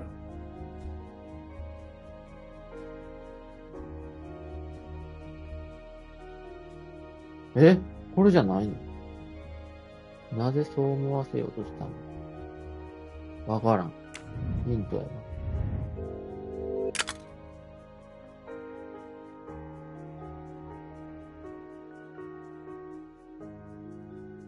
全くの嘘だ。あ、なるほど。それを、ってことか。なるほど。ほんまの話を。Some clues and information collected so far could lead to a hypothesis. The murderer boarded the train in Vinkovsky, killed Ratchet, and then left the train immediately. How did you come to that possibility? Monsieur Hardman told me about a short man with a high-pitched voice who threatened Ratchet. Imagine for a moment that this man, wearing a wagon-lit conductor's jacket, killed him while Michel was on the platform at Vinkovsky. This murderer then hid the conductor's jacket in Detective Locke's room, then fled before the train left. Why choose Detective Locke's room? Why, indeed. Let me re-explain from the beginning. これほんまにあってんの？ミスリードであった出来事を再構築しよう。これは嘘の話を作れってこと？ミスリードやわ。そういうことやな。実際まだ犯人おるやろ、中に。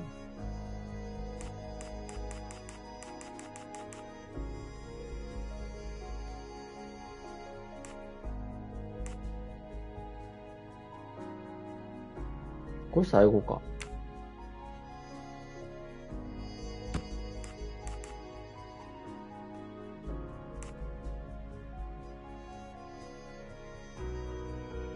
これが最初か。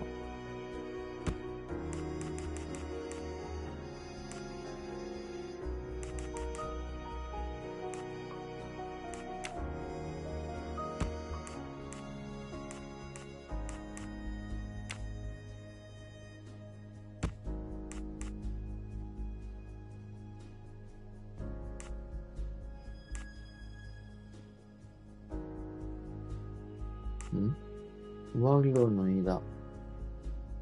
上着のボタンを落としたやから。こ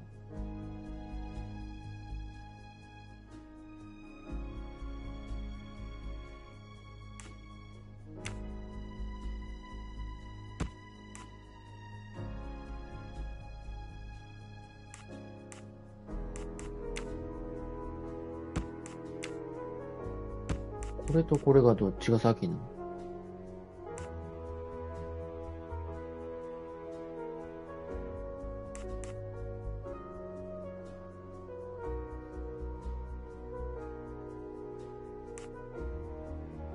上着を脱いだ。ボタンが取れたいうことは、脱ぐ前に取れたってことか。やな。おっしゃ。I'm right again. That happens to me a lot. Mon Dieu! Oui! That must be it! Everything fits so well! It fits too well, my friend. Other clues lead to a second hypothesis, much more plausible.「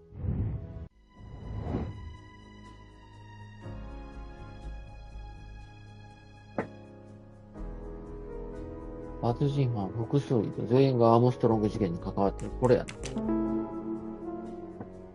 金目的ではな My いわ little な。 gray cells did not let me down. So, we have multiple murderers, all related to the Armstrong case. The murderer from Vinkovsky was a fabrication to turn suspicion away from those on the train. They expected the investigation to be led by some small-town official who could easily be misled. Mr. Poirot? Detective Locke, forgive me. You are an obvious exception. You tracked Ratchet with the tenacity of a bloodhound. Unfortunately for the killers, they not only had you to deal with, but now they had, and I say this with all modesty, the world's greatest detective, Hercule Poirot, dropped into the midst of their meticulous planning. Multiple murderers? Multiple detectives? Poirot, please take pity on me. Who is linked to this case, and who is not? My poor friend, I have gone speeding out of the station without you. I will continue. アームストロング事件の関係者といえば誰だろう。9人も特定か。これ、アーチボルト・アッパースノットちゃうな。ブークもちゃう。コンスタンティンさんちゃう。デブナも違う。これや。この人は、アームストロング事件の担当検事の運転手でした。この人もそうやね。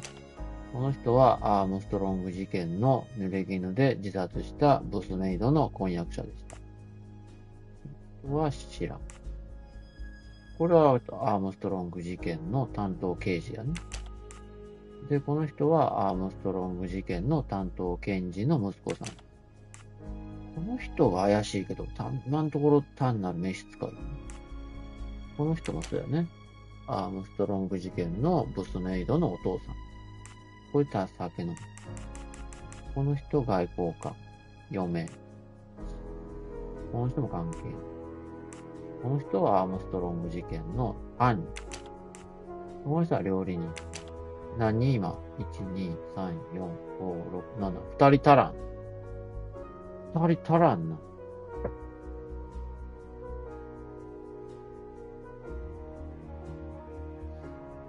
あと誰やろ？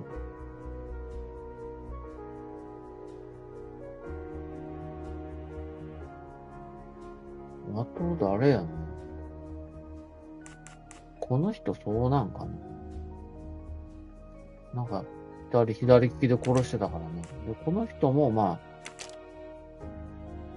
一応な、犯人の召使いやから。Think, Poirot. That is not a good answer. これだけ違う。やっぱこれそうなんや。これちゃうかったな。あと一人誰や？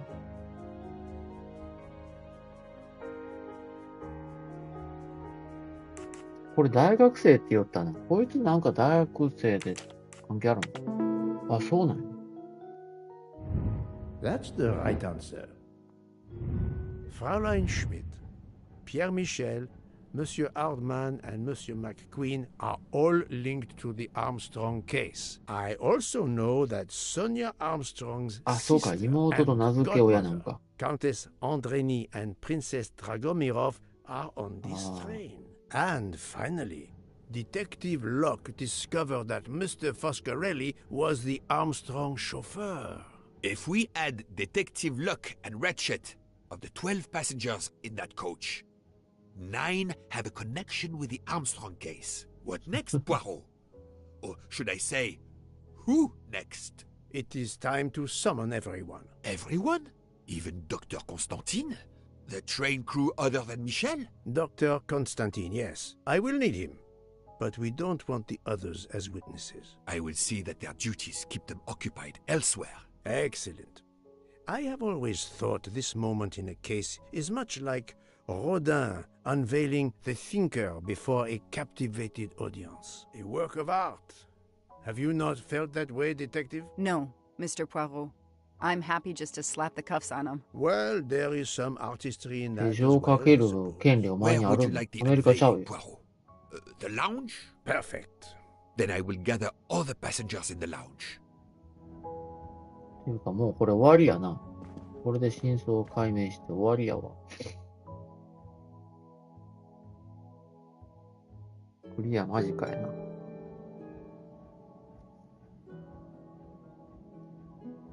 ていうかさ、ちょっと待ってこの皿これ。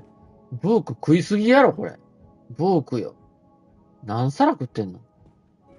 ピュージさん一皿も食べれてないの。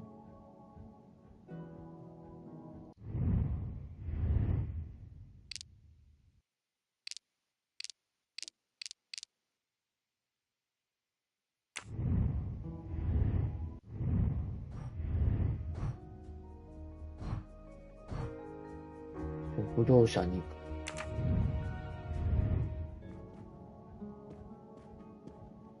結局、どうなん？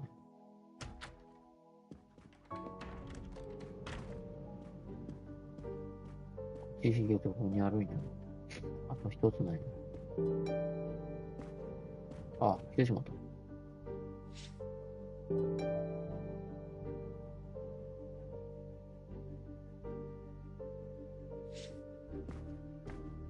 Monsieur Bouc, are the train crew locked in their quarters? Yes, they are. Then the stage is set for the final act. Ladies and gentlemen, I have gathered you together to hear my reconstruction of the murder of Samuel Edward Ratchet, also known as Cassetti. There is not one, but two possible solutions of the crime. I shall put them both before you, and I shall ask Monsieur Bouc and Dr. Constantine here to judge which solution is the correct one. Two solutions? Mr. Poirot, I am hardly qualified. Nevertheless, your assistance is required. Now, you all know the facts of the case. Ratchet was found stabbed to death this morning. He was last known to be alive at 12:37 a.m. last night, when he spoke to the wagon-lit conductor through the door. His watch was found to be badly dented, and it had stopped at 1:15. Dr. Constantine, who examined the body, puts the time of death as having occurred between midnight and 2 in the morning. At half an hour after midnight, as you all know, the train ran into a snowdrift. After that time, it was impossible for anyone to leave the train. So, here is my first theory. The enemy, as Ratchet expected, joined the train at Vinkovsky by the door left open by Captain Arbuthnot and Monsieur McQueen, who had just descended to the platform. He was equipped with a wagon-lit jacket, which he wore over his ordinary clothes, and a pass key which enabled him to gain access to Ratchet's compartment in spite of the doors being locked. Ratchet was under the influence of a sleeping draught. This man stabbed him with great ferocity, 12 wounds in all. He left the compartment through the communicating door to Madame Hubbard's compartment. Yes, that's so. Scared me half out of my wits. The murderer thrust the dagger he had used into Mrs. Hubbard's handbag in passing. Without knowing it, he lost a button of his uniform. Then he slipped out of the compartment and along the corridor. He put the uniform jacket into Detective Locke's suitcase to cast suspicion on her. And a few minutes later, dressed in his ordinary clothes, he left the train just before it started off again, using the same means for egress, the door near the dining car.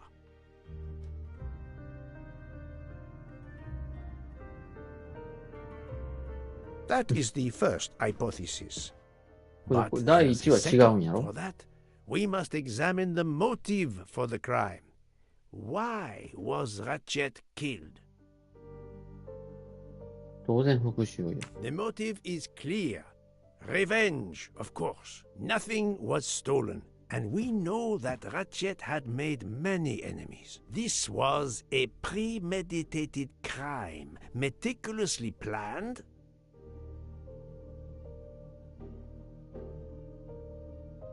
立てられた時期は、それは数ヶ月前や。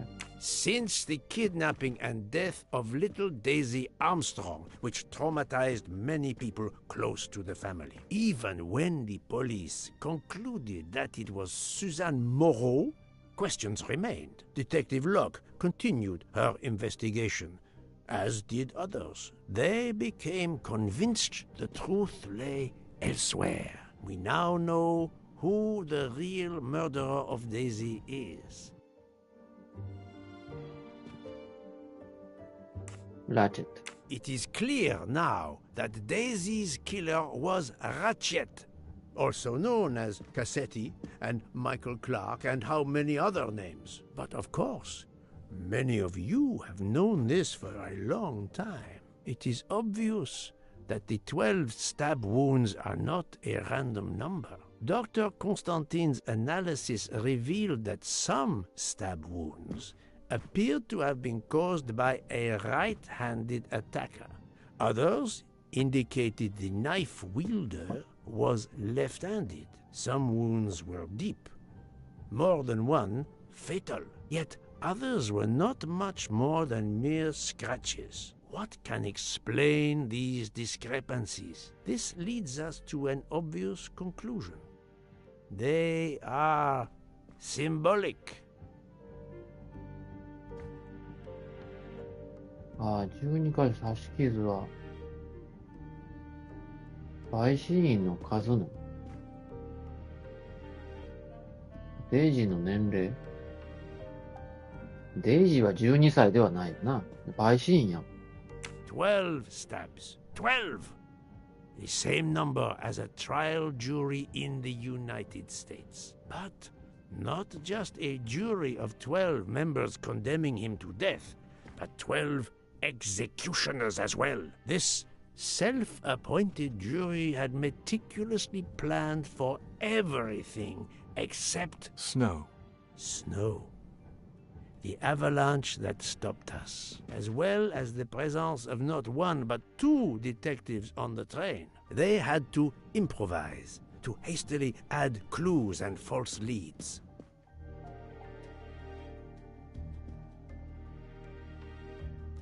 偽の証拠か。壊れた時計とか。電子タバコの液体そうやな。あれやろ？バナナ味やろ？ The vial of vaping liquid incriminated Captain Arbuthnot. However, he had a solid alibi confirmed by Monsieur McQueen. Impossible then to suspect him.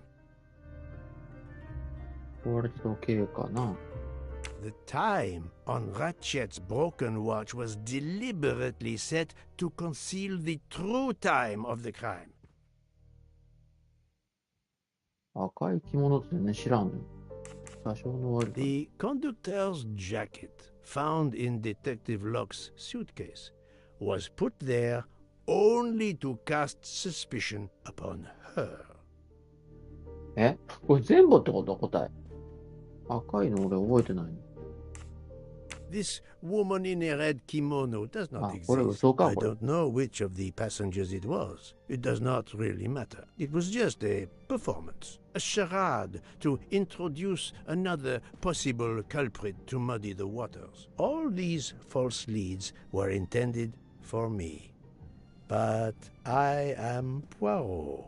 I understood the truth. We have a train full of suspects. It's time to identify who the real culprits are. Let's start with Detective Locke. いや、寝てたよ。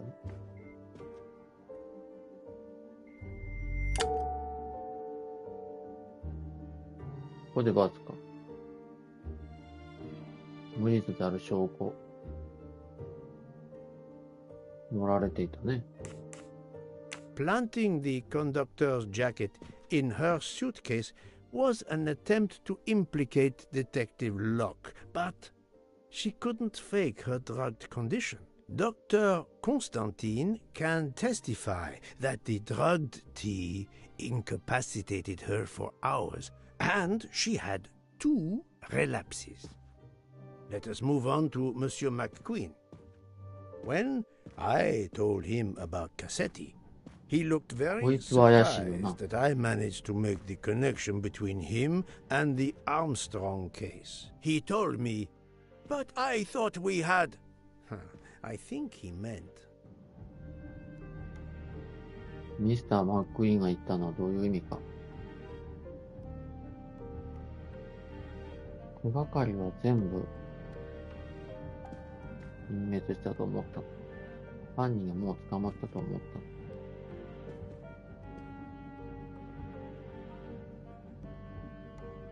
こいつが犯人やから左か。You thought you didn't leave any real clues linking the murder to the Armstrong kidnapping. Moreover, you insisted that Ratchet did not speak French when you knew I had heard a voice calling out in French that was supposed to be Ratchet. そうやな。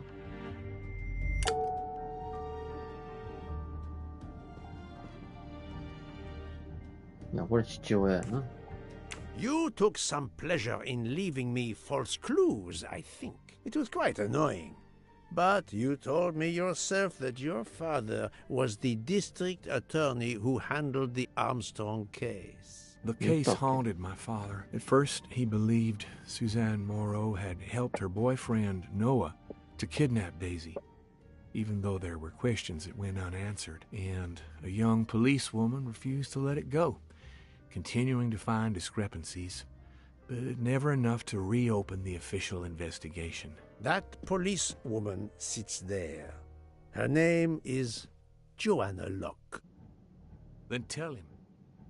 Tell him how in the end my father believed you, how he resigned a job that he loved, racked with guilt that he may have let that monster go free. He died young, broken, his faith in justice broken. That's what Ratchet did to him. Thank you for your honesty, Monsieur McQueen. Your father is one more victim of the man who called himself Ratchet.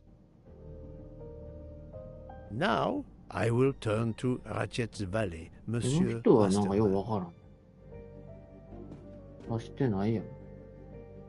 関係ない。ほんまに雇われただけじゃん。No, Poirot. Remember え Ratchet's 違う。 sleeping pills. あ、じゃあこいつが。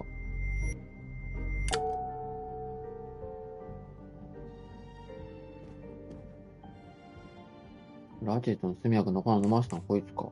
Ratchet sensed danger close to him and naturally wanted to stay awake. You gave him sleeping pills without his knowledge. Once he was sound asleep, you could do what you had to do in peace. Sir, I'll tell you the truth. I was Colonel そうなの Armstrong's adjutant in the war, sir, and 新 afterwards 事実すぎる。 I was his valet in New York. I'm afraid I concealed the fact this morning. It was very wrong of me, sir, but I knew how suspicious it would look. Is that all you have to say? That's all, sir. Now, to leave no suspicious stone unturned, let us move on to Monsieur Book. What? Me? A suspicious stone? いや、こいつは関係ないわ。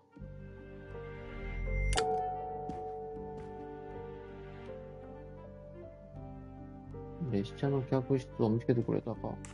他はダメやろ。Book, my friend, of course you are not guilty. You did everything you could to get me on this train. What madness would cause you to ensure, and I speak with all modesty, that the best detective in the world could be present to witness your crime? But doesn't our friendship count as well? Most assuredly, but a murderer can wear all sorts of masks, including friendship. Let us consider our ever-efficient wagon-lit conductor, Pierre Michel. 察してはないでしょう。いや、見逃してるから一緒にやったかな。これは両方とあり得るな。少なくとも、なんていうか、見張りをやってたからな。察してるかもな。俺もちょっとやらせてくれやっていう。やっぱり。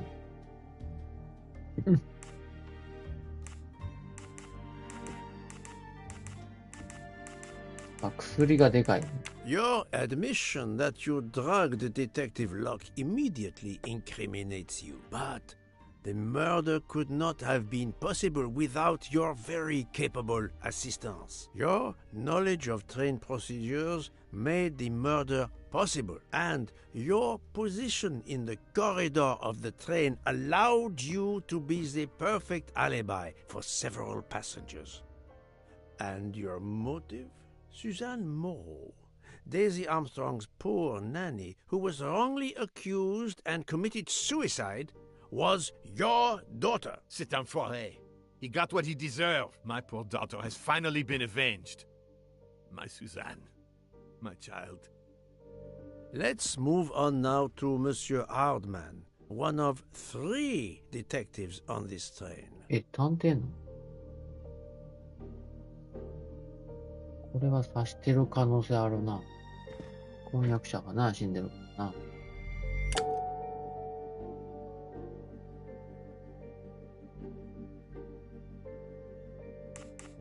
彼は刑事ではないよ。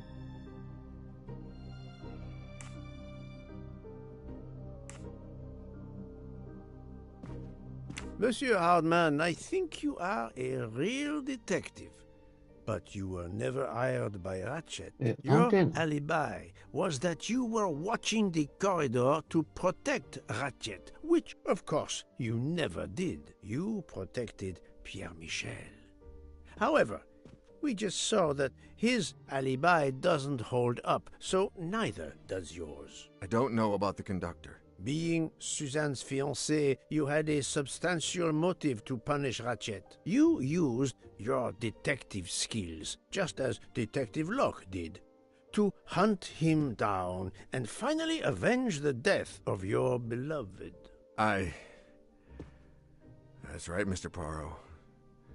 I do have some detective skills. I never doubted it. 止めたのあっさり認めるな、みんな。Fraulein Schmidt, the lady's maid with the soul of a cook. これはやってないでしょ。I do not think that's the right answer. この人も刺してるの？めっちゃ刺してるやん。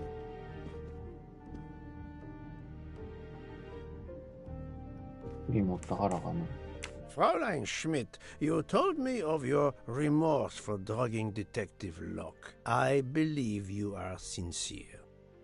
However, as the cook of the Armstrong family, you experienced the drama from within.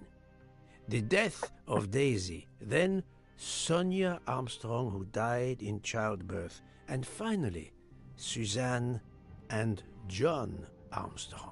So much misfortune in that poor family. The death of this criminal is only justice.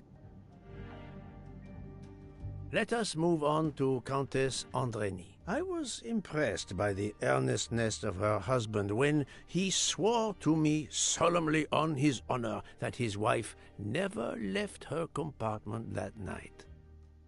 Should I believe it? なんかもう怪しいやつ全部刺してる気がするな。この人は名付け親かなんか、だから死産で死んだ人の妹なんかな。Even if it seems logical, it's more complicated than that. I believe Countess Andreni. これ刺してはないの。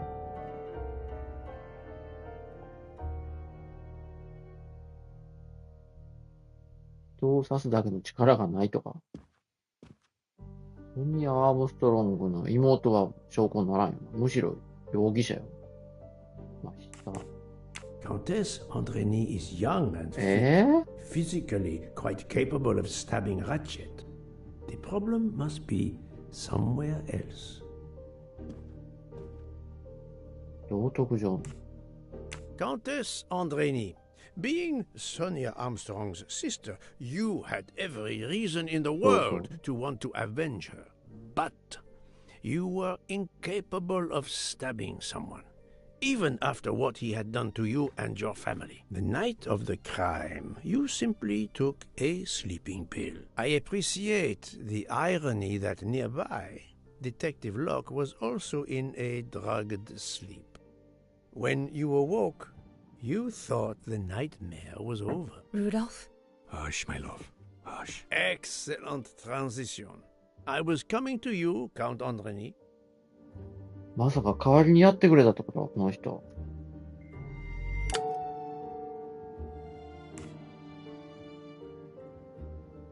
12 people, a jury.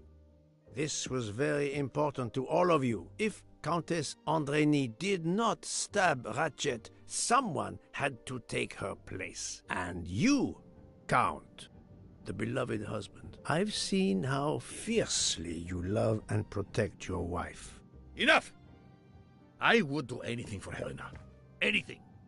Even that. Yes, even that. Let's move on to Monsieur Foscarelli. これ刺してるやろな。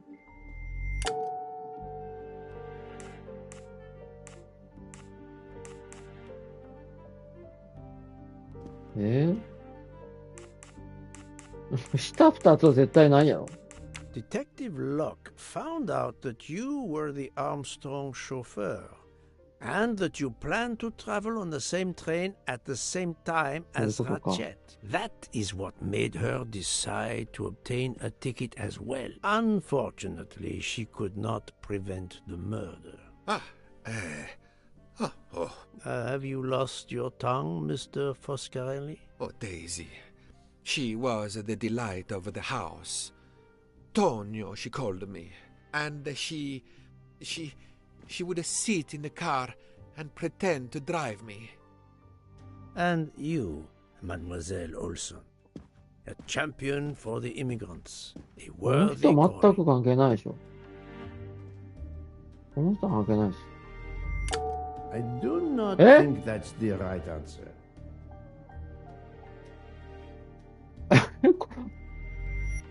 嘘やろ。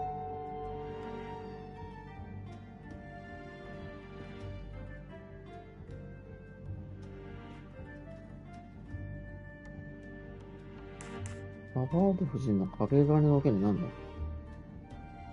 Mademoiselle Olson, you supported Madame Hubbard's story about her connecting door latch, a story that I later demonstrated to be impossible. So, you deliberately lied to me, and you also lied about Mademoiselle Debenham's whereabouts.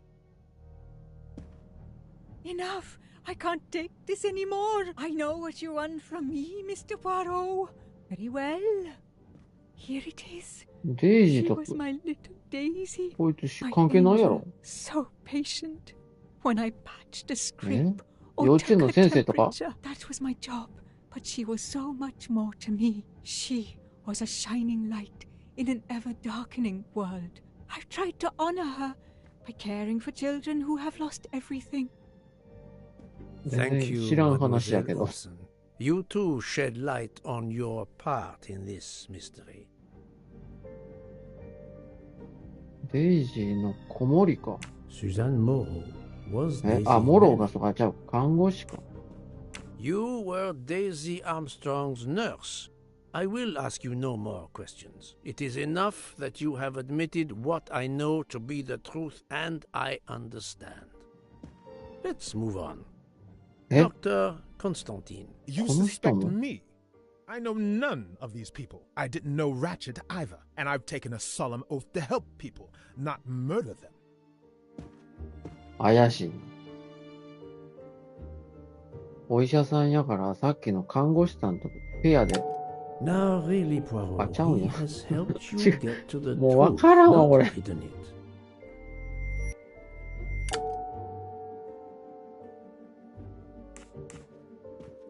あ、これか。 Dr. Constantine was 違うの。 certainly helpful to my investigation, but that does not prove he is innocent. You are one of the few people in this room not to have any connection with the Armstrong case. Moreover, your alibi is confirmed by Monsieur Bouc, whom I would trust with my life. That is very kindly said, my friend. We now come to Mademoiselle Debenham and Captain Arbuthnot, whose relationship was not in こいつら doubt は from the 恋人や。 moment I inspected your room at the hotel. You have a bloody nerve. Indeed, I do. We're getting married. Congratulations. But I would rather talk about your relationship え to John Armstrong. マジでジョン・アームストロングと軍人仲間か。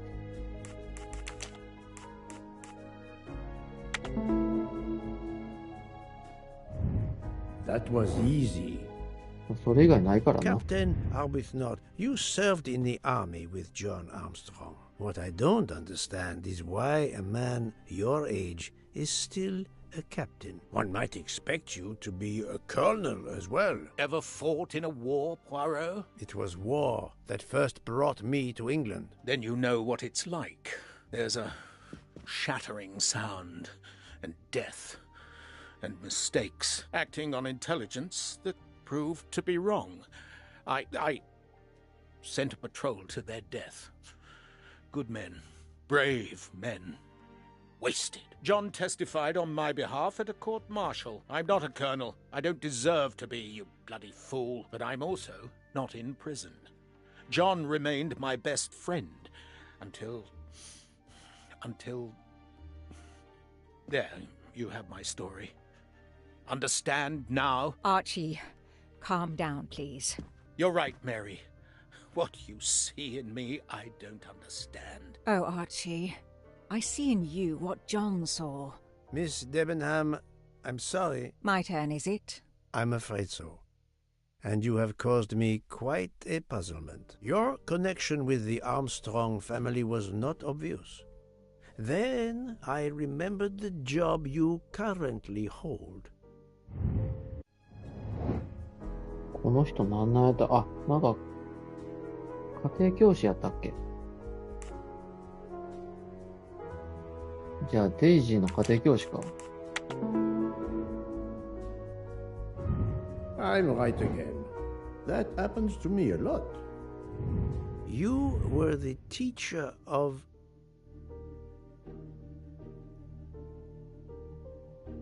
No, she was the teacher of Countess Andrény.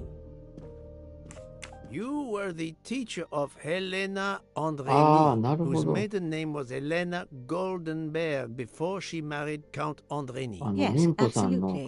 Why lie to you? She was an excellent student. Captain Arbuthnot. 刺したかな？もうこれはもう全くわからんもん。刺しとるっぽいな。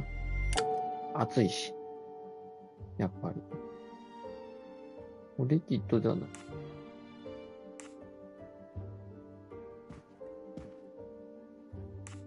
The fact that he probably killed enemies during the war does not make him a cold-blooded murderer.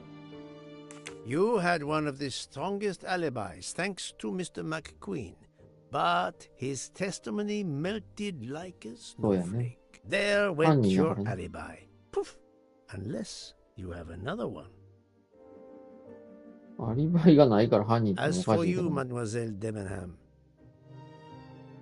この人は刺しとらん。刺してるかな？刺してないやろ、優しい人よ。I do not think that's the right answer. 全然合わんわ、もう。これみんな合わんと思う。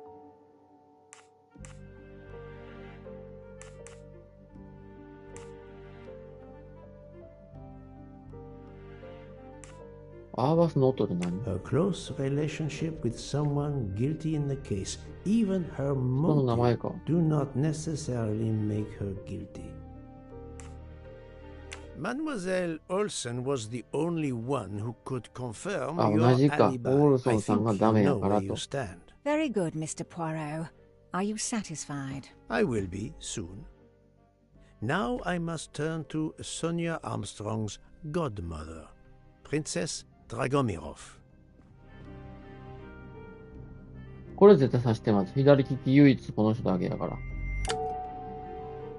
Princess Dragomirov, you weren't on my list of suspects at the start, given your social position. I left my social position in a cold country. Do you object to being addressed as Princess? I deny people the opportunity. It makes a good story to tell their friends. It also guarantees a good table in the best restaurants. Princess, there is also, forgive me, your extreme physical fragility. It does not stop me when I must be strong.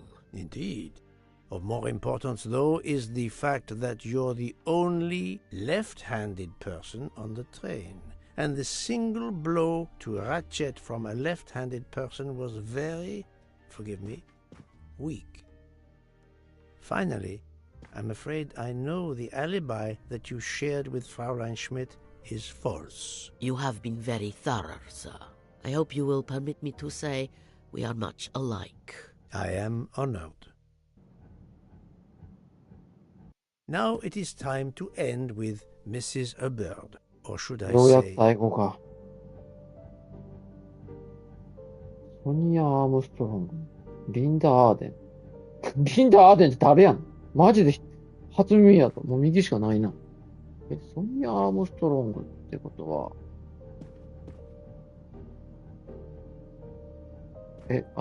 死んだ妊婦さんの親ってこと？ Think, Poirot. 違う。That is not a good answer. それは違うわな。だって横におるもんな、その人は。リンダ・アーデンって誰なん、マジで。Linda Arden. 誰なん？みんな驚いてる。Princess Dragomirov hadn't told me about her relationship with this famous actress, I might not have made the connection. But you are a great actress, madame. Your performance as a flighty, self-involved woman was superb. I never would have guessed something entirely different. As for what ties you to the Armstrong family, it is obvious.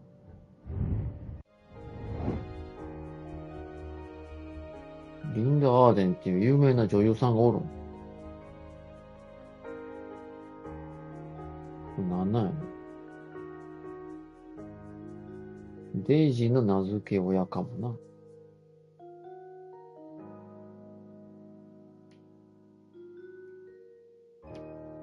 これはむずいぜ。ソニアの母親がなんか臭いな。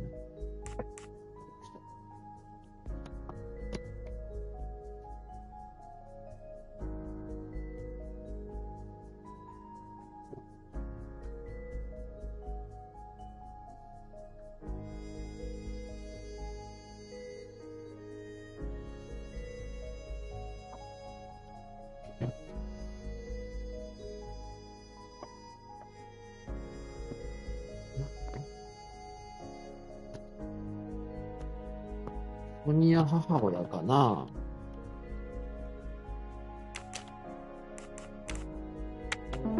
あ、当たった。My little gray cells did not let me down. Mrs. Hubbard, you are the mother of Sonia Armstrong and Mrs. Andreni. アンドレニ夫人っていうのは、ハンガリー外交官の奥さんの人やな。まあそうやな、姉妹の母親ってことか。もうわからんけど、まあ刺したんでしょう。多分ね。やっぱり。Madame Hubbard, you really are a remarkable actress. You put so much effort into your character and into staging the murder. I saw it as a perfect mosaic, each person playing his or her allotted part, so carefully arranged that if suspicion should fall on any one person, the evidence of one or more of the others would clear the accused person and confuse the issue. Everything was meticulously planned, but you hadn't expected that Detective Locke and I would be on this train, and the avalanche would block it on the night of the murder. You had to improvise. But again, improvisation would be another of your skills as an actress. So you came up with the story that the latch on the door that communicated with Ratchet's compartment was hidden by the handbag. I always fancied myself in comedy parts. That slip about the sponge bag was silly. Shows you should always rehearse properly. You know all about it, Mr. Poirot. You're a very wonderful man, but even you can't quite imagine what it was like. That awful day. I was just crazy with grief. So were the servants. We decided then and there that the sentence of death that Ratchet had escaped had got to be carried out. There were 12 of us, or rather 11. Suzanne's father was over in France, of course. First we thought we'd draw lots as to who should do it, but in the end we decided on this way. It was the driver, Antonio, who suggested it. Mary worked out all the details later with Hector McQueen. It took a long time to perfect our plan. We first had to track Ratchet down. Hardman managed that in the end. Then we had to try and get Edward and Hector into his employment. Well, we managed that. Then we had a consultation with Suzanne's father. Captain Arbuthnot was very keen on having 12 of us. He seemed to think it made it more orderly. He didn't like the stabbing idea much. But he agreed that it did solve most of our difficulties. Well, Suzanne's father was willing.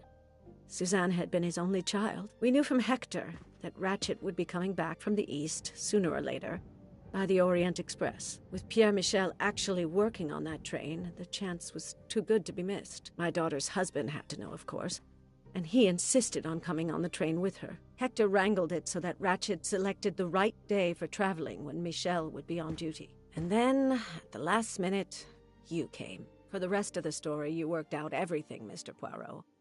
You were right about all of us. What are you going to do about it?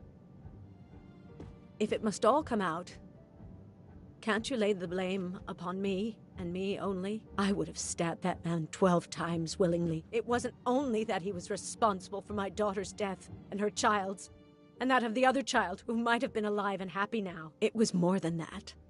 There had been other children kidnapped before Daisy, and there might be others in the future. Society had condemned him.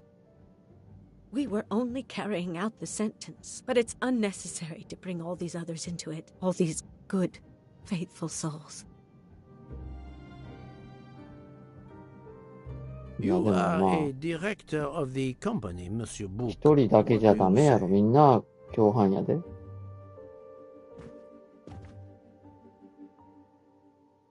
In my opinion, Poirot, the first theory you put forward was the correct one. Decidedly so. I suggest that is the solution we offer to the police. You agree, Doctor? Certainly, I agree. As regards the medical みんな無罪になるの? That I made one or two fantastic suggestions. 行きずりの強盗みたいな。Then, having placed いや、一見落着ってそれは、いいの? I have the honor to retire from the case. マジで? 原作もこういう終わり方なのかな。みんな悪いけど、あまりにも犯人がひどいから。すごい終わり方。探偵が許してあげるっていう。あまりにもかわいそうやから終わった。ん？これなんなんこの映像。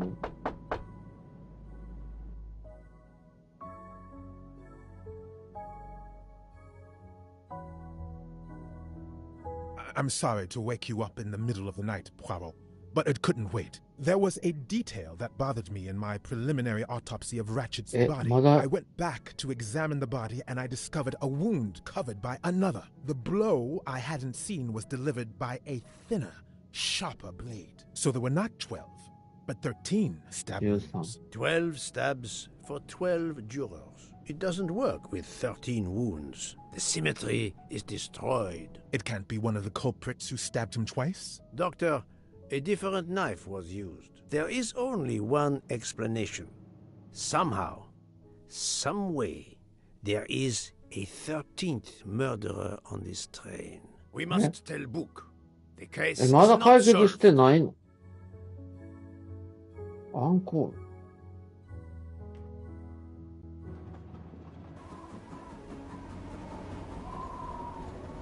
13個目の刺し傷。牛がおるよ。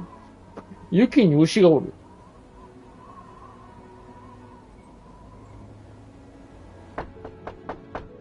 Please come in. どういうこと? Ah, Book. I see we are moving at last. Yes. The way was finally cleared while we slept. If all goes well, we will arrive in Venice this evening. The train will be there for several hours for refueling and reprovisioning. What do we do with the 13th murderer? Do you have a lead? I thought about it. There is one clue that was left aside in my investigation. The diary I found in Ratchet's safe mentioned an appointment in Venice. Someone with the initials A.W. He will never keep the appointment. But there should be enough time. I must try to keep that appointment for him.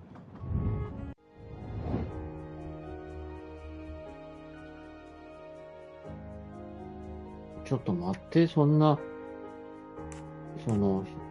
俺知らんのやけど。あ、そうそう、これ見ないか。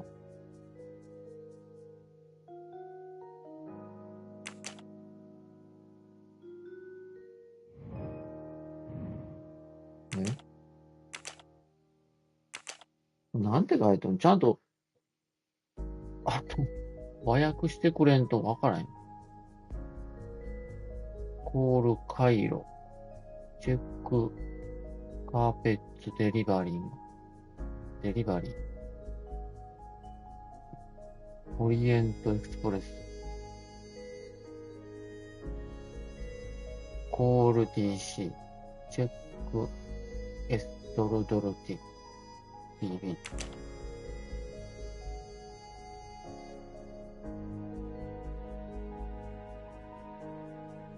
なんて書いてんのこれ。Believe with H. Arriving to Vince. 22時。Send お金回路。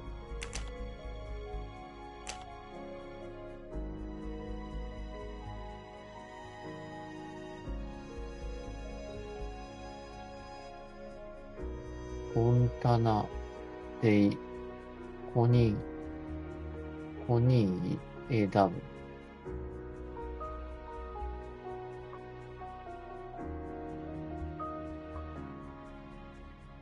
ニート AW。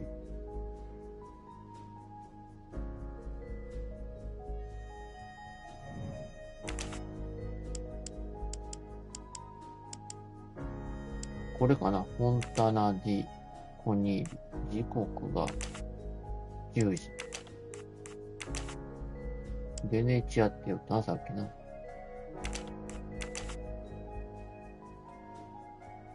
何日やったっけ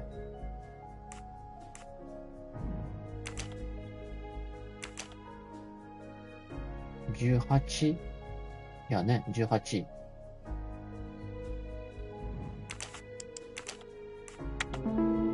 っしゃ。I'm right again. That happens to me a lot.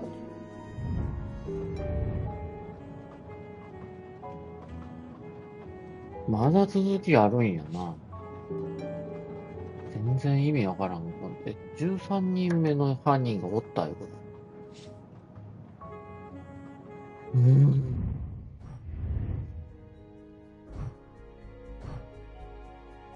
ラチェットとの面会。ベネチアのフォンタナデイコニーに予約が入っている。ベネチアで捜査を手助けしてくれる人物、ヘイスティングス役。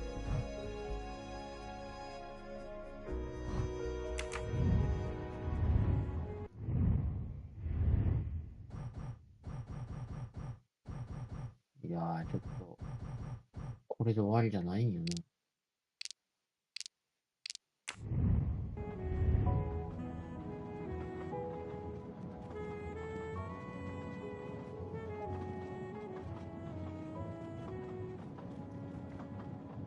まあちょっとこれまだ続きそうやな、長々とどうやら。じゃあちょっと今日はこれで終わります。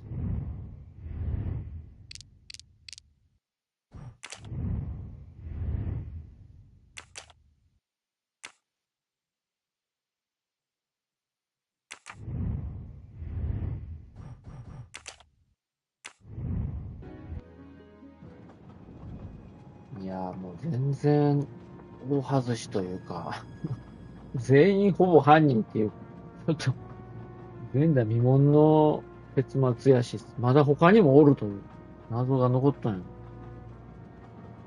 はい、じゃあ終わります。